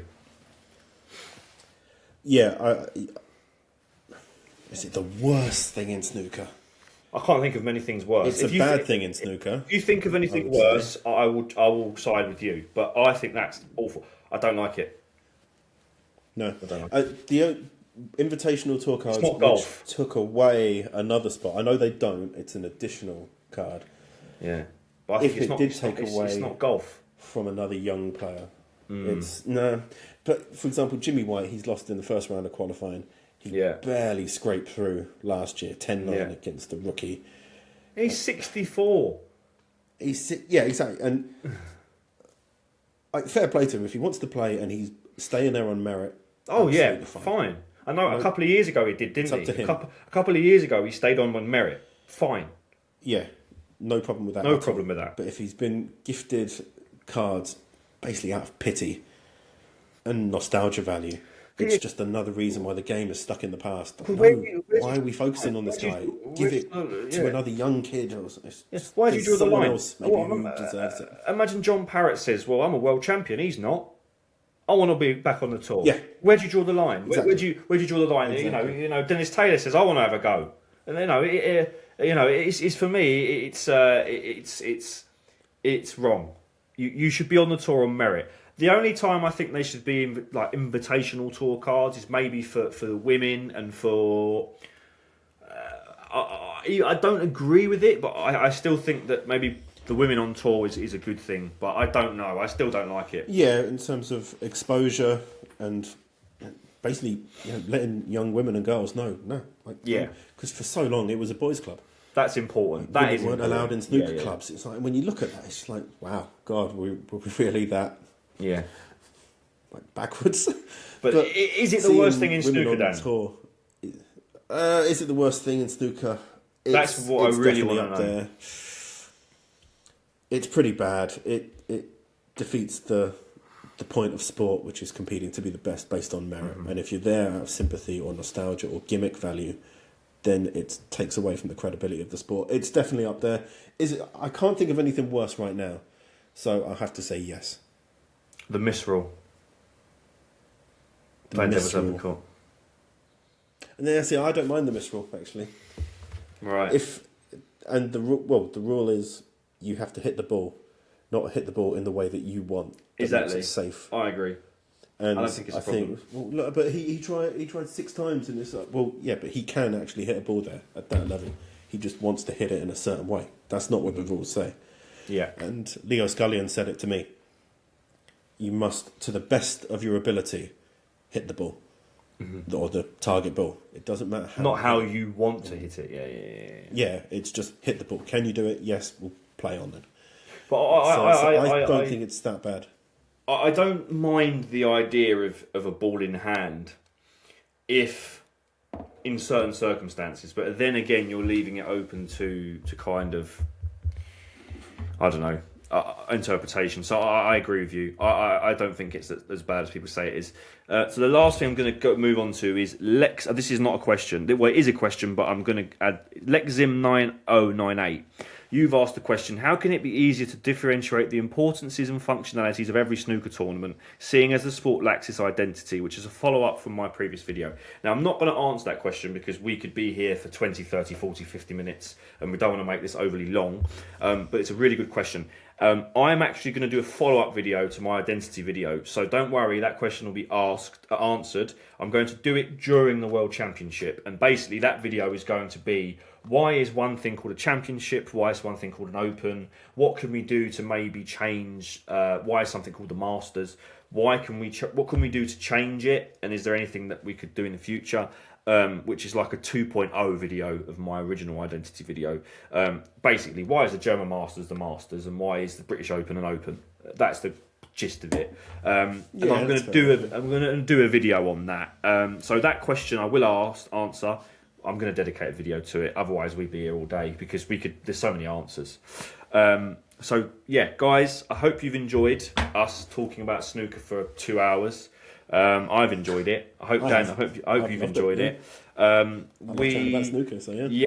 I'll be doing more of these kind of things now and again. I'm not going to be doing podcasts on the channel like repeatedly because there's already a great podcast market, and my market obviously is videos and analysis, but I will be doing podcasts now and again. So if you have enjoyed this and you want to see Dan on the channel again, give me a like, thumbs up, subscribe. Maybe we'll do something here or something, and make sure to go and check out Dan Murrin's podcast, Snooker Hall podcast.